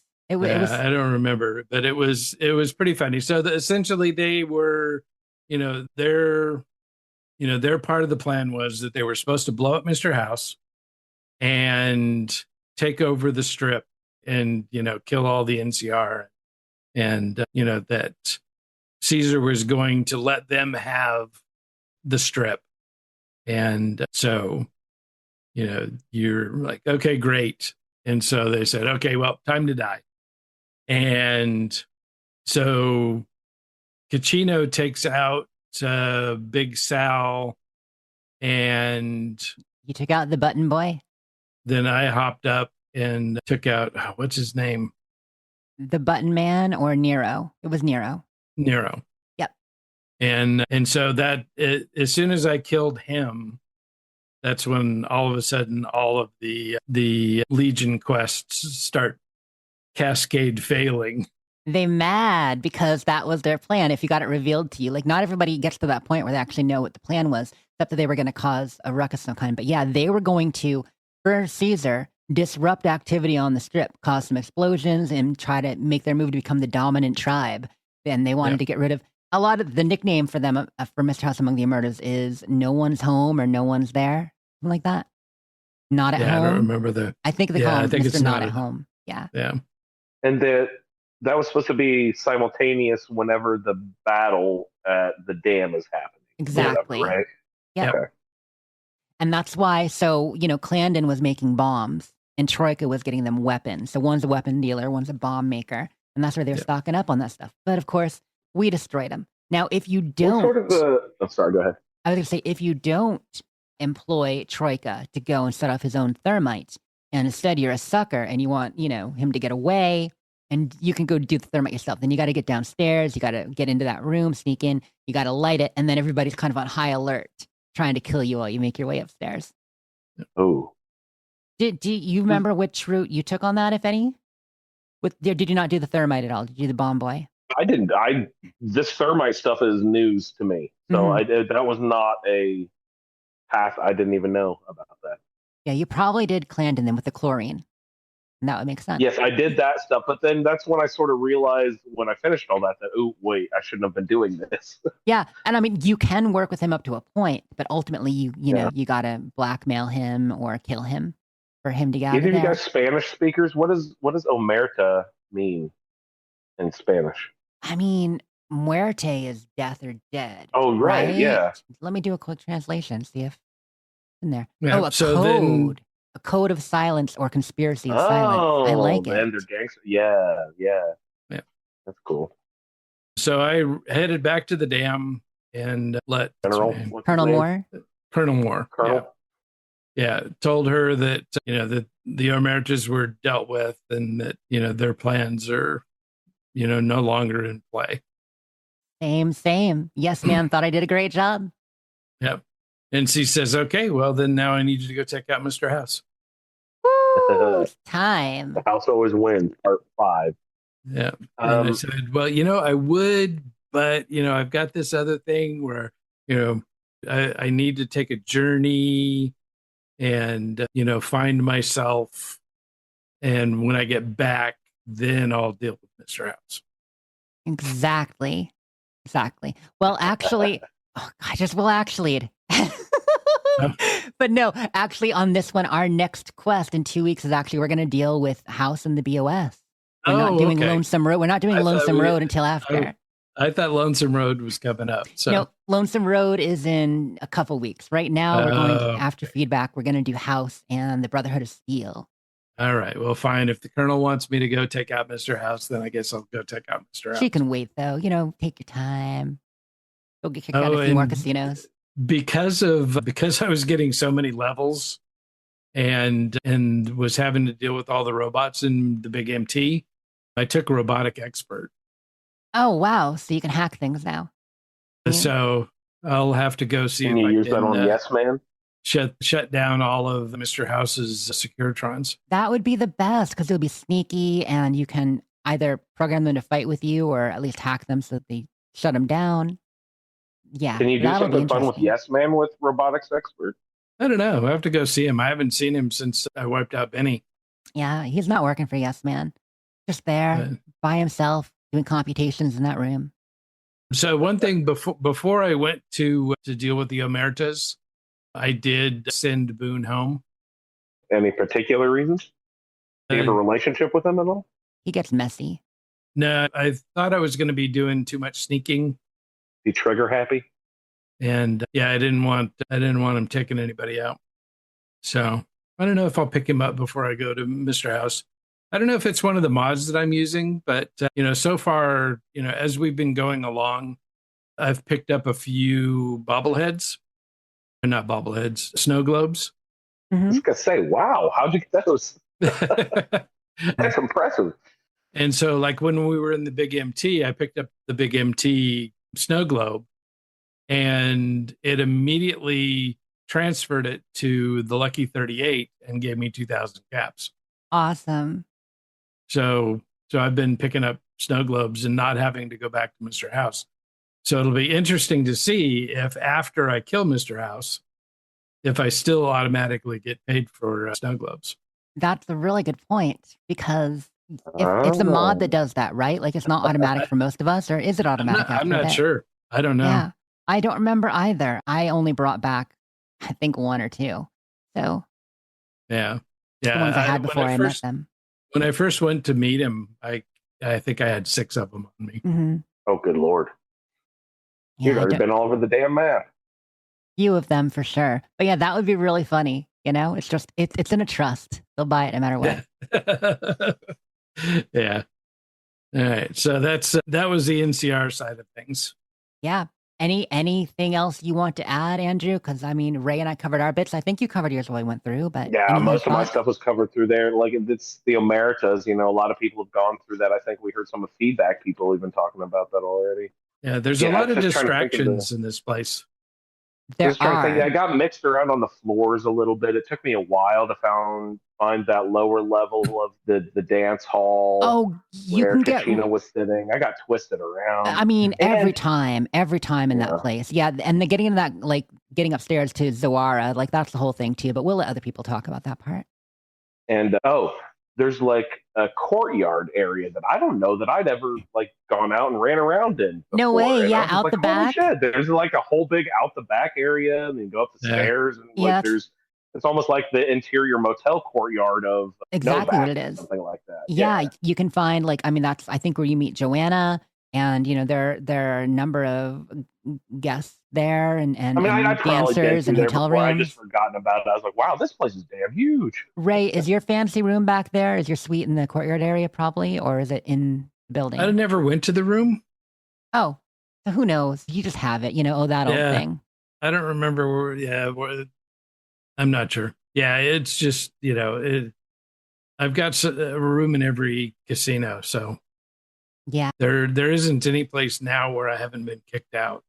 And just another note for people too, like you should do the quest if you have it, Bye Bye Love, before you do this, or else there's a good chance that it will, you know, break and not work. It's good to do Bye Bye Love. The Repcon Rockets? Was that one? No. Bye Bye Love is the one where you're helping one of the girls, I think, is it Joanna, escape with her boyfriend and get out of there. Right. Yeah. Okay.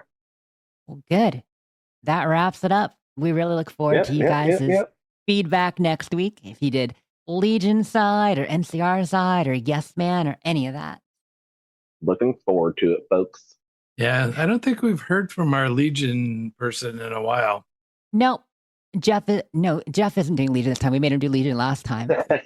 We always make Jeff do Legion. He's just our permanent Legion guy. Yes. But no, we do have some Legion out there, so we may hear. That would be awesome, because I really would like to know how you would approach this for the Legion and what they'd have you do. I really need to do that. I'm trying to think. I believe I don't think there's any interaction. You probably can just ignore them, right? Isn't that possible? Yeah, because you wouldn't be involved with it at all, because you wouldn't want to mess anything up. Yeah, because the only factions that the Legion deal with, Mr. House, the Boomers, and the White Gloves. Technomancer was definitely Legion. We got a couple of feedbacks from him, so he may pop in again with that on the Legion stuff. But he was definitely playing Legion. I feel like there was somebody else too. Yeah, because I think they take out the White Gloves because they don't like, Caesar doesn't like their cannibals. I'm surprised that Caesar poo-poos cannibalism for some reason. Well, they don't like anybody that's out of the ordinary. Yeah, he's very structured, and he was a follower to begin with. Like, he's obviously twisted things, but he considers himself civilized despite all the uncivilized behavior. Interesting. I know there's that sort of like office off to the side that they have. Well, what sort of representation does the NCR have on the strip? Do they have any financial interest? Like, have they tried to take over any of the casinos, or do they at a certain point in the story get any sort of financial investment downtown, or not downtown, but on the strip? No, the Legion just doesn't really want to have anything to do with the strip. They're just interested. The people that they do deal with are, people that are going to get them guns. Okay. Yeah, so they're right. Yep. Yeah. And the arm snatch NCR from the fiends or whatever. Yeah, what about the NCR? Do they don't have any Yeah, casinos they or have anything their either, right? they just have their embassy, but the strip is run and everything is, kind of pledges fealty to Mr. House. So they want to get a foothold. And obviously at the end of the game, whichever faction you go for, they're going to get a foothold and control of the strip. So the NCR will at least get a major control of the strip. The Legion will 100% get control of the strip, even if they don't care. They just, want to tear it down. Because it's, it's a den of iniquity and a bunch of... the NCR really see it as just a place for R&R.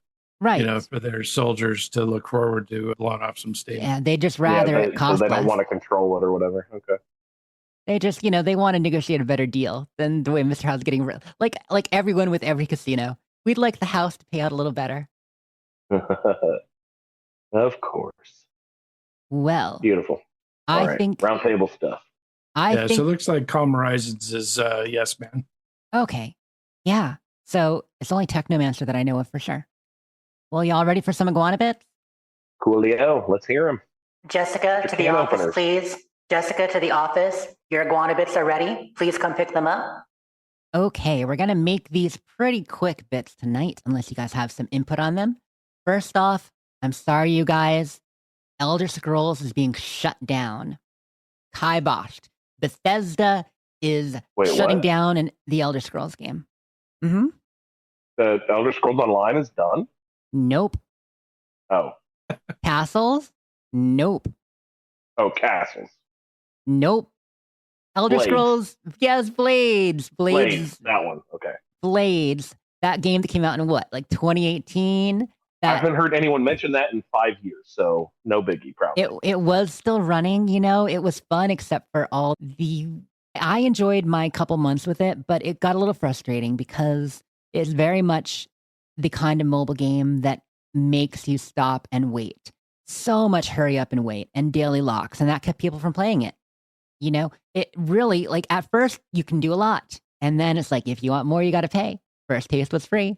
And I say a couple months, but really it was only a month or two that I even bothered. But I also feel like Shelter is like that. I feel like Castles is like that. Why did this game in particular get so shunned by that mechanic? It's less so. Blades is where they did not take the right understanding. So Shelter was great. Shelter, you can just play for a long time. Yes, you have to wait. When you send your characters out to the wasteland, you have to hurry up and wait for that. But you can still build rooms, move rooms, just kind of sit and watch and listen and move your people around. And you can build a rifle that takes fucking 7 days to make or something like that. There are things that take time, but there are little play things so that you get to a point every time you play where you're like, okay, I've done enough.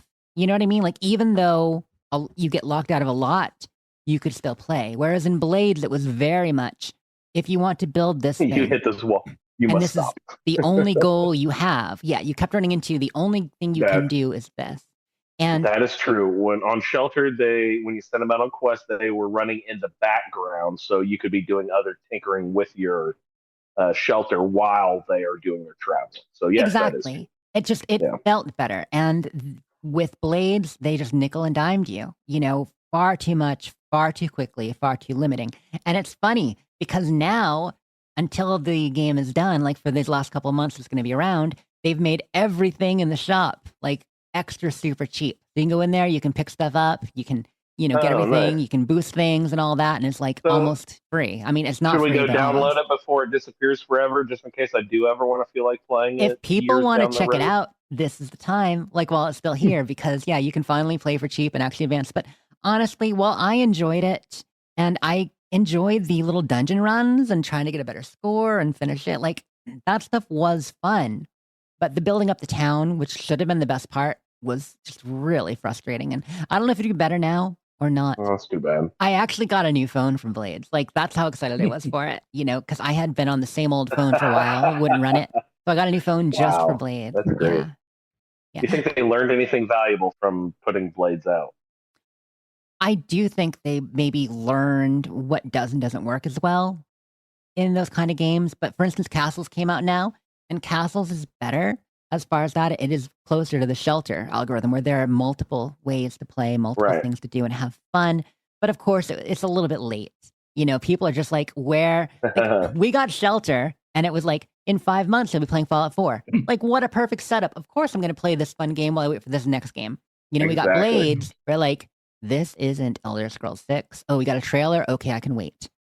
6 years later, what is this castle stuff? I didn't put 1,000 hours into Blades, but I might have put maybe 600 or 700 seconds. Oh, yeah. 10 minutes. Yeah. I definitely played more of it than that, but it's time that I, in many ways, would gladly take back. Which is about as damning of a thing as I can say about a game, sadly. But I did like the fact Sheogorath was in it. They changed up his name. Like it was an anagram. I don't remember what it was anymore, but I enjoyed that. I take it back. I wouldn't lose the time I put into Blades. It was fun to see. It was a good try. I like the atmosphere. They never did a Starfield mobile, right? No, they haven't done Starfield mobile. And we'll see. We'll see if they do. We'll see if they do another mobile game for Fallout or something. That would be fantastic. It's the Bethesda Montreal studio that focuses on the mobile titles for the most part and leads those. Right. Yeah. But you saw what they've been doing, obviously, picking back up and putting more time into Fallout Shelter and doing the whole season thing now. So in a way, they're like, okay, we are taking some of the work we've done and we are reinvesting in the same way we talked about them doing with Starfield now. They're like, wait, if there are still players for these games, let's give them a bigger tail. Let's give people a reason to come back and keep playing and, getting lunch boxes. So that leads me into the next story. End of Ultrasite Fever. The Ultrasite Fever season is going to be ending on, I believe, April 12th as well. Let me just... Oh, yeah, next week or 10 days, something? Yeah. Yep, going to be ending. So I'm just double checking that date. Yes, yep, until next Sunday, April 12th. So, if you do want to get stuff in there, scam or no, you want to at least get the free stuff you can get on the season, jump in and get that. Look at that glowy kitty. Absolutely, which, by the way, you can get the glowy kitty in Fallout 76, too. So that is the important one there. Get the actually, a glowy kitty in Shelter would be pretty awesome as well. It would be the best. More pets. Always more pets. Like we'll be getting Starfield. Well, moving on, talking about 76, they are doing a camp Oh, Rando dropped a picture of his kitty in chat. It is so cute. So cute. What's his name? Tell us his name. We need to know. But a camp contest is back. So Bethesda had done themed camp contests every month from September through December. They took a couple months off. But they are back, and they are doing a contest called Rip Daring versus the Aliens. So good to have a camp contest there. Of course, as always, you're going to want to enter on their Discord with a camp. And I'm checking out the details. Yeah, until April 27th. So you have the whole month. Submit a camp or shelter themed after either Rip Daring or the Zatans. So you have two choices. Pick a side. The loot. Winners are going to get 5,000 atoms and an exclusive in-game title. You'll get Daring Supporter if you win for the Rip Daring camp, or you'll get Alien Supporter. Oh my goodness, do you want to be an Alien Supporter? If you win for the Alien camp. So, good times. Let's see. Speaking of Rip Daring, the Rip Daring mini season is coming up, looking at the calendar. So on the calendar this month, there's not a lot. So besides the Camp Showdown, in the next couple of weeks, we've got Minerva's got a big sale. You probably have everything Minerva has, but if you're a newer 76 player and don't, yeah, Minerva's still around, Andrew. Wow. Every week. Still Minerva. Yeah. Might be at the White Spring, might be at Crater. You just never know. She gets around. She has good plans for sale. You should buy them. So she's having a big sale again, which is when she does the most. And there's mutated events and stuff that's happening. It's kind of fun because on mutated event weekends, between all the, bounty hunts and grunt hunts and stuff like that, and then, the mutated public events popping with all those goodies, on those weekends, you can get so much loot and XP. Like, it is a party in 76 right now around events. The event upgrades and updates with Party Smashers and all that really has made it more exciting. So I think that wraps up the news for 76 and for Fallout Shelter. Really, the big news, if anything, this week for Bethesda is about ESO. So, yeah, they're not shutting it down, Andrew. They actually just had an update on what's coming to ESO. So it was a big reveal live stream for the 2026 roadmap. And we talked about how they were moving away from their expansions and into seasons. Well, the first season is finally happening. So here's the deal. It's going to be a 3-season-a-year model for ESO. So they'll be doing 3 seasons a year. It's going to be totally free content drop. There is no ESO first or anything like that. You can just play the season, get the content if you own the base game. It's for everybody. The first season is called Dawn and Dusk. Season 0, which it's interesting they're starting with 0 instead of 1. Yeah. Yes, Season 0, Dawn and Dusk. What interesting speed are we getting this season? What haven't they done yet? So I don't know that you're getting a mount this time, but they're doing something called. Come on, you get one every reiteration. Well, you're getting a currency. They're doing something called Tamriel Tomes, and you don't play ESO, Andrew, so it's okay. Not another currency for you. I tried. I used to. I tried. Yeah, a few people who listen play regularly. A lot of people just jump in now and again, but it's Tamriel Tomes and Gold Coast Bazaar. And so you're not getting event tickets, you're getting trade bars from this. You can trade and get stuff. And the big headline is that there's going to be a new zone taking players back to Skyrim coming up. Ooh. And yeah, major revisit to the region. And they seem to be hinting it's the snowiest area in Skyrim. So it's probably either going to be up around Solitude. Is that right? Hofengar? No, Helgen is more near the middle. But so it's either going to be up, I don't remember if it's called Hofengar, I think so, up near Solitude or up near Winterhold. Because Winterhold is obviously the snowiest. Winterhold. Yeah, I think that's most likely the region it'll be. But we'll find out. They haven't said yet. Yeah, I think that's pretty much it. Oh, the next big thing, the last part of this that I wrote down, the 4 previous expansions. So there's base ESO, and then there's what you get. And Morrowind has been included for a little while now. So you can play the base and Morrowind. But now, as part of the base game, they're adding some expansions. So you get Orsinium, which is, Orcrest and all that for the orcs. Yeah. You get the Thieves Guild expansion. That's included in the base game. The Dark Brotherhood quest line is now part of the base game, so you can play all that. And the Imperial City area for the PvP section. You could always technically get into the Imperial City, but it was separate download. You had to make sure it was installed and do a couple things. Now it's part of the base game install. So those 5 are all free. Morrowind, Orsinium, Thieves Guild, Dark Brotherhood, and the Cyrodiil is baked right in. But coming this autumn, they're also doing Greymoor. And Greymoor covers Western Skyrim already and Blackreach. So a lot of the big expansions are going to be base game. Mm-hmm. So things like Elsewhere that they did some stuff in, that would still be a separate expansion you'd have to pick up. Did they do Black Marsh in ESO? I never played it, that part. I only have like 75 hours in ESO or so, but I don't know if they did Black March. Okay, Solior says yes, he would know. So you don't get Black March or Elsewhere yet, but I'm getting closer. Get a lot of it. Have those states or countries or continents or whatever popped up in official Elder Scrolls games? Elsewhere and Black March? Not since Arena. And I mean, by saying they're in Arena, it's kind of like everything is in Arena, but it's not really. It hardly counts. It was very, very sketchy. Everything was kind of the same. Those are the 2 lands I'm most interested in because they have the weirdest, beings or whatever. Yeah, well, and that lore evolved over time, and the lore was actually put out a lot more once you get into the lore books. A bit in Daggerfall, but much more so in Morrowind.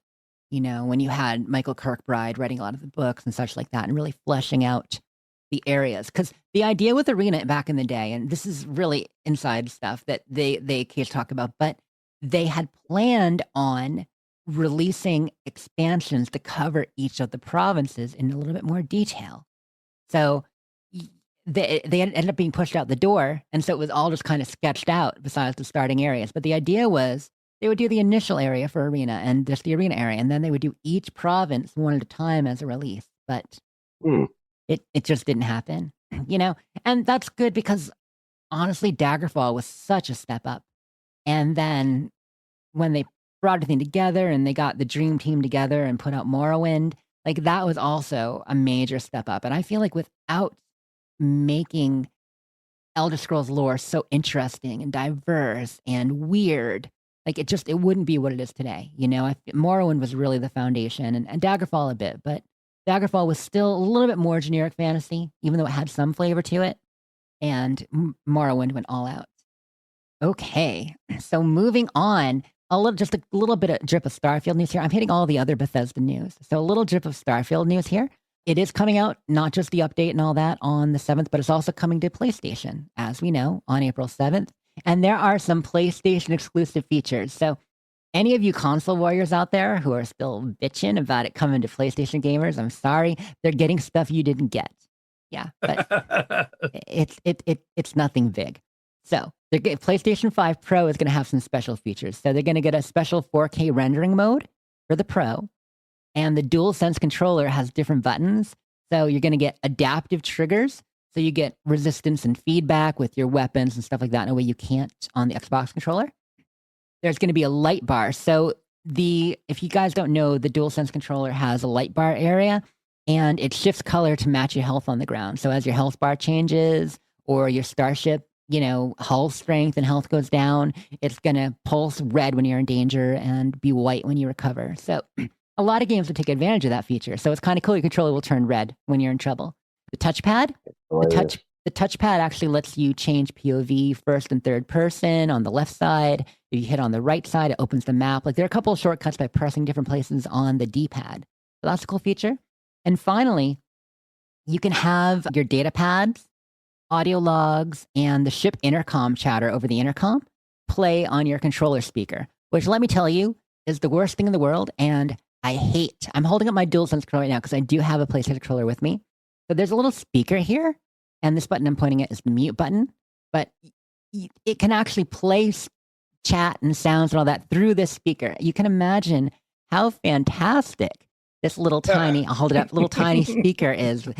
You know what? It's kind of like if your Casio watch from like the early 2000s played sounds. That's awesome. It's the worst. And party chat comes through by default in 76 and other things. And I hate this little speaker. But hey, it's a special feature that you guys have on Starfield for PlayStation. You can have your audio logs and intercom chatter come through there. And honestly, for intercom chat, that actually probably would be kind of cool. I just don't like that thing. Yes, Rando says like a controller Furby. It is creepy like a Furby. Absolutely. But that is pretty much it for the bits, the update, and everything.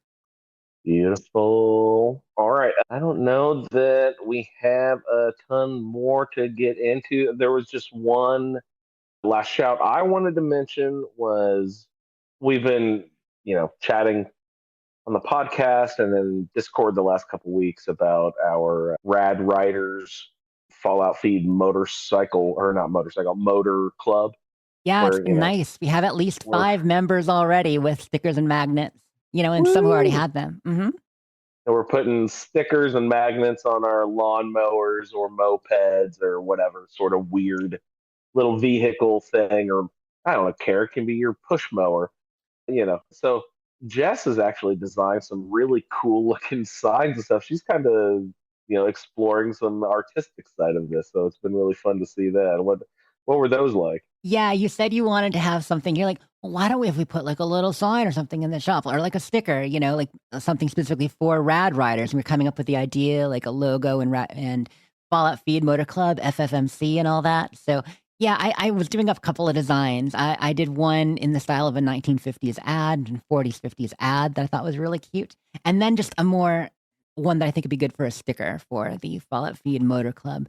So I will finish those up, and I'm going to end up putting them on the shop for people too if they want a copy or whatever. Make them as cheap as I can, But yeah, I hope they look good. But getting a tractor and doing the whole thing. Brilliant. I'll have to get a magnet and see if I can get my lawn guy to put it on there and let me take a picture. Nice. Just while he's mowing your yard. Yeah. It's like it's his pass. You know, if he's not wearing his ID badge, the Rad Rider's ID badge, a Sentry Bot's going to gun him down. So. Oh, geez, you gotta watch out. Yeah, that's what happens.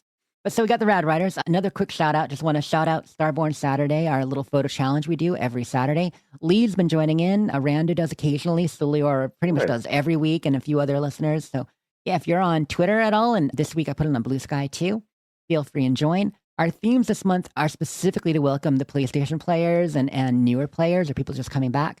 So the first one is about shadows and such, a little more complicated. But number 2 is welcome to Starfield. Crete is neat. And we're just looking for pictures of Crete, you know, whatever you like over there. And then the third is going to be, for the third Saturday of the month, is going to be show us your captain so we can see all the new characters. You know, we were going to do it on the right after it came out, right? The second Saturday. But I was telling the guys, I'm like, I think that's too soon because people are still learning photo mode. They're still deciding what their captain style is like. They're still picking their clothes and all that. You know, so we're doing that third week. And then fourth week is Starfield Safari.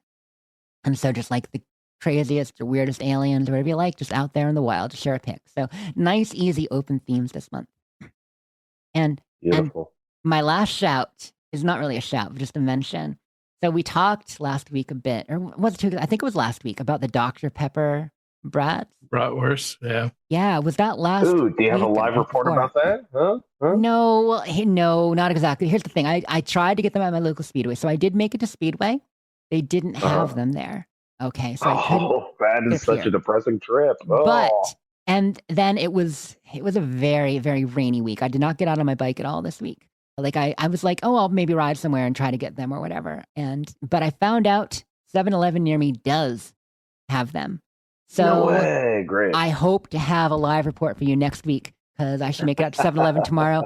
Work has been really busy and it was just super rainy last weekend. But yeah, I might. Shoot, if they have Speedway or whatever chain in the South that we can find them, we'll have to have Ray go pick one up and you get one, and then we'll taste them together live on the show. We'll do a live taste testing. Yeah, maybe Quick Trip will have them. Yeah, maybe. It's the funny thing is, see, I'd rather pick up a package and the website. Oh, absolutely. Because Johnsonville makes them, and they say, oh, they're at locations all over. List a bunch. Well, I was checking, and I couldn't find that most of these locations actually had them. Oh, that stinks. Yeah, it's kind of a rare. It's a rare and very special flavor. You know, that Dr. Pepper. So really, I'm thinking. So normally, when I make a bratwurst, you know, I pre-cook them in a pan with beer. Mm-hmm. So you cook them in beer and then you throw them on the grill and crust them up on the outside. Yep. Yum. So do that with Dr. Pepper. Yeah, we could just do that. Mm-hmm. So boil them in Dr. Pepper and then throw them on the grill. We get the Nuka Quantum and try that with bratwurst. Quantum infused brat. Andrew, you are bright blue. Speaking my very, very bad language. Yeah. So it would be interesting because the sugar in the Dr. Pepper is going to make them burn really quick. So yeah. You know, but if you like a good char, you know, that'd be a good way to do it. That's it. Gonna get the official ones first. Like crazy. I actually, speaking of cooking experiments, so one thing that's been pretty popular the last while in the more keto, low carb community is doing burger bowls, right? And burger bowls are fun. Right, and one thing a lot of people like to do are Big Mac bowls. Yes. I realized, what if I did a Whopper bowl? Nobody does Whopper bowls, but Whopper has that special flame grilled flavor. So I ordered some liquid smoke, and I'm going to try to see if I can recreate a Whopper as a burger bowl. We'll see. Oh, very nice. But, you know, upscale eating here. It's funny because I actually... So that's a ground beef salad, right? Essentially, yeah. A burger bowl. Yeah, that's what essentially, yeah, like a taco salad. But, you know, in this case, you would kind of do it the opposite. With a healthier shell. Here's the idea basically for a burger bowl would simply be layering your beef with whatever flavorings and then adding, you know, the pickles, the lettuce, the tomatoes, and the Big Mac sauce and stuff, just drizzling over the top. So you keep the macros really good. Like the Big Mac sauce I make, I can do with plain Greek yogurt, and then just add like the paprika, a little bit of ketchup, a little bit of mustard, get that flavor in there, make it more like Thousand Island. You add the sweet relish and stuff. So, I mean, you can make it so it's still pretty low carb and really tasty. There's no bun. And so the Whopper sauce is a little bit more like equal parts actual mayo and ketchup. I don't think you can get Whopper taste without mayo, but then liquid smoke in with the beef. I think it could be good. You can do it. Gonna try. That's almost like the miso cod that I made for dinner tonight, There we go. which is just, it's mirin, sake, miso, sugar, soak it for 3 days, and then broil it. All the best stuff. I love that. I love that. Yeah. I'll never be the cook you are, but I do enjoy cooking. And especially this last year, it's been really fun either modifying recipes to kind of fit like my diet or trying new recipes. And yeah, it's been a real learning experience trying to cook differently because, we all get in the habits where we cook the same 10, 20 things most of our life, the same casseroles, the same favorite steaks, and then we eat out for variety. And a lot of families do that. We have our comfort foods, we have our favorite things, but I've been really learning new recipes the last year. It's been nice. Along the burger bowl, one thing my wife's been doing a lot is the egg roll in a bowl. So it's basically just the contents of an egg roll. It's almost the same exact thing, except for it's cabbage instead of lettuce. You know what I mean? Yeah. And it's yummy. I like that one too. Oh, that can be wonderful if you do it with shredded chicken and Yeah, soy sauce. And I prefer cabbage to lettuce anyhow. So yeah, a great I way don't to know nutrition wise how that balances out. I don't know which is better for you, but cabbage is mostly filler, but it can be good. I mean, if I do that myself, the way I would do it in a bowl is normally with, carrots and peppers. And then I would just use the bag. You know how you can get the pre-made bag of shredded coleslaw? It's already chopped and all that. You just put that in on top and let it cook down. Nice. Yeah, put the angel haircut. Yep. Yeah. And then add ramen if you want, but don't use that spice packet. You don't need that spice packet. Oh, too much sodium. Kill you. Yeah. Yeah, if you need a little sodium in it, just add fish sauce. Just shake a little MSG on there. No, I've got a shaker of that too. We're leaving them hungry. We're leaving everybody hungry now after all that. All right, everybody, go get a snack. Go get a MSG bowl. And Lee's never heard of Burger Bowl, so I'm going to drop him a link or two so he knows what I'm talking about. Next time my wife cooks egg roll in a bowl, I'll take a picture and send it to Lee. Yes, he would like that. Actually, drop it in our chat too, because I kind of want to see how she does it. Yeah, it's good shit. And we like to do lettuce wraps. Yeah, those are great too. I got. It's funny. I tend to get bag salad and take shortcuts when it comes to lettuce, but I got a nice head of lettuce this week too. So I was actually thinking about maybe doing some lettuce wraps. Yeah. Sometimes it's worth getting that crazy expensive lettuce, the butter bib or whatever. Oh, that shit's just great. Yeah. Yeah. If you put it in a big bowl of ice water, makes them super, they plump up, get really crispy, and nice. It makes them really good for lettuce wraps. Do that shortly before serving? Yeah, just before. Yeah, and then you just take them out, pat them dry, and then you're ready to go. Perfect. That's a great idea. Yeah, while you're cooking everything else, just have the lettuce in a bowl of ice water. Wow. Well, Andrew, you want to wrap us up? Yeah, I think that's all we got for tonight. So unless anybody has anything else, I will say, hey, what's up? I got something really quick. Rando hit Scorecation this week. Hey, congratulations, Scorecation! Oh, God, you have that one. Your son's awake. I have to fake that one. He might be awake right now. I don't know. So I will remind you that a BBC ISSS just dropped. Check that out for the Butcher Baker Candlemaker in Space for all of your No Man's Sky needs. Ray also likes to appear on the Skyrim Addict podcast show. So, Ray, thank you so much for helping on. Good times. And Jess and all of her many projects can be found at Sleep is for Tea. And be sure to check out her upcoming play very soon. So, everyone, please check out Jess. Jess, thanks so much for hopping on. Thanks, guys, and happy Easter, everybody. We all tend to hang out over there in the Discord, and the show can be found at the Fallout Feed Facebook group. Also, I'd like to thank everyone for downloading this edition of the Fallout Feed. We'll see you in the Wasteland. Insert outro music here. Thank you for downloading this episode of the Fallout Feed Roundtable. If you are interested in doing a play-along character with us, the show can be contacted by emailing falloutroundtable@gmail.com.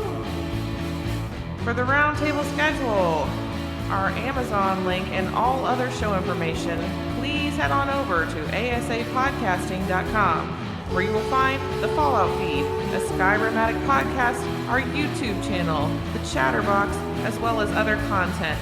Once again, thank you for downloading, and we'll see you in the Wasteland. And we're out. And we're out. It was playing. I played it right on time. I had it played right on time after Andrew said something, and then you're like, insert. I'm like, oh, shoot, I'm muted. That's why I kicked in the middle. Like, it was playing the whole time. Oh, that's funny. It's habit. I mute myself. They got a kick out of it. Yeah. We got to throw the live audience a bone every once in a while. Absolutely. They need a treat for showing up. Goodness gracious. Yeah, that's why we could never publish the uncut version of the show. Because little things happen. There's got to be some reason to listen live. That's true. We encourage them, especially on days when we have to jump in early to get the behind the scenes stuff. But I really appreciate everybody jumping in and commenting and all that fun stuff. It's just, yeah, I love the interaction. Like, obviously we can't make the whole show about what people can't see, but just getting it back and forth is nice. Yeah.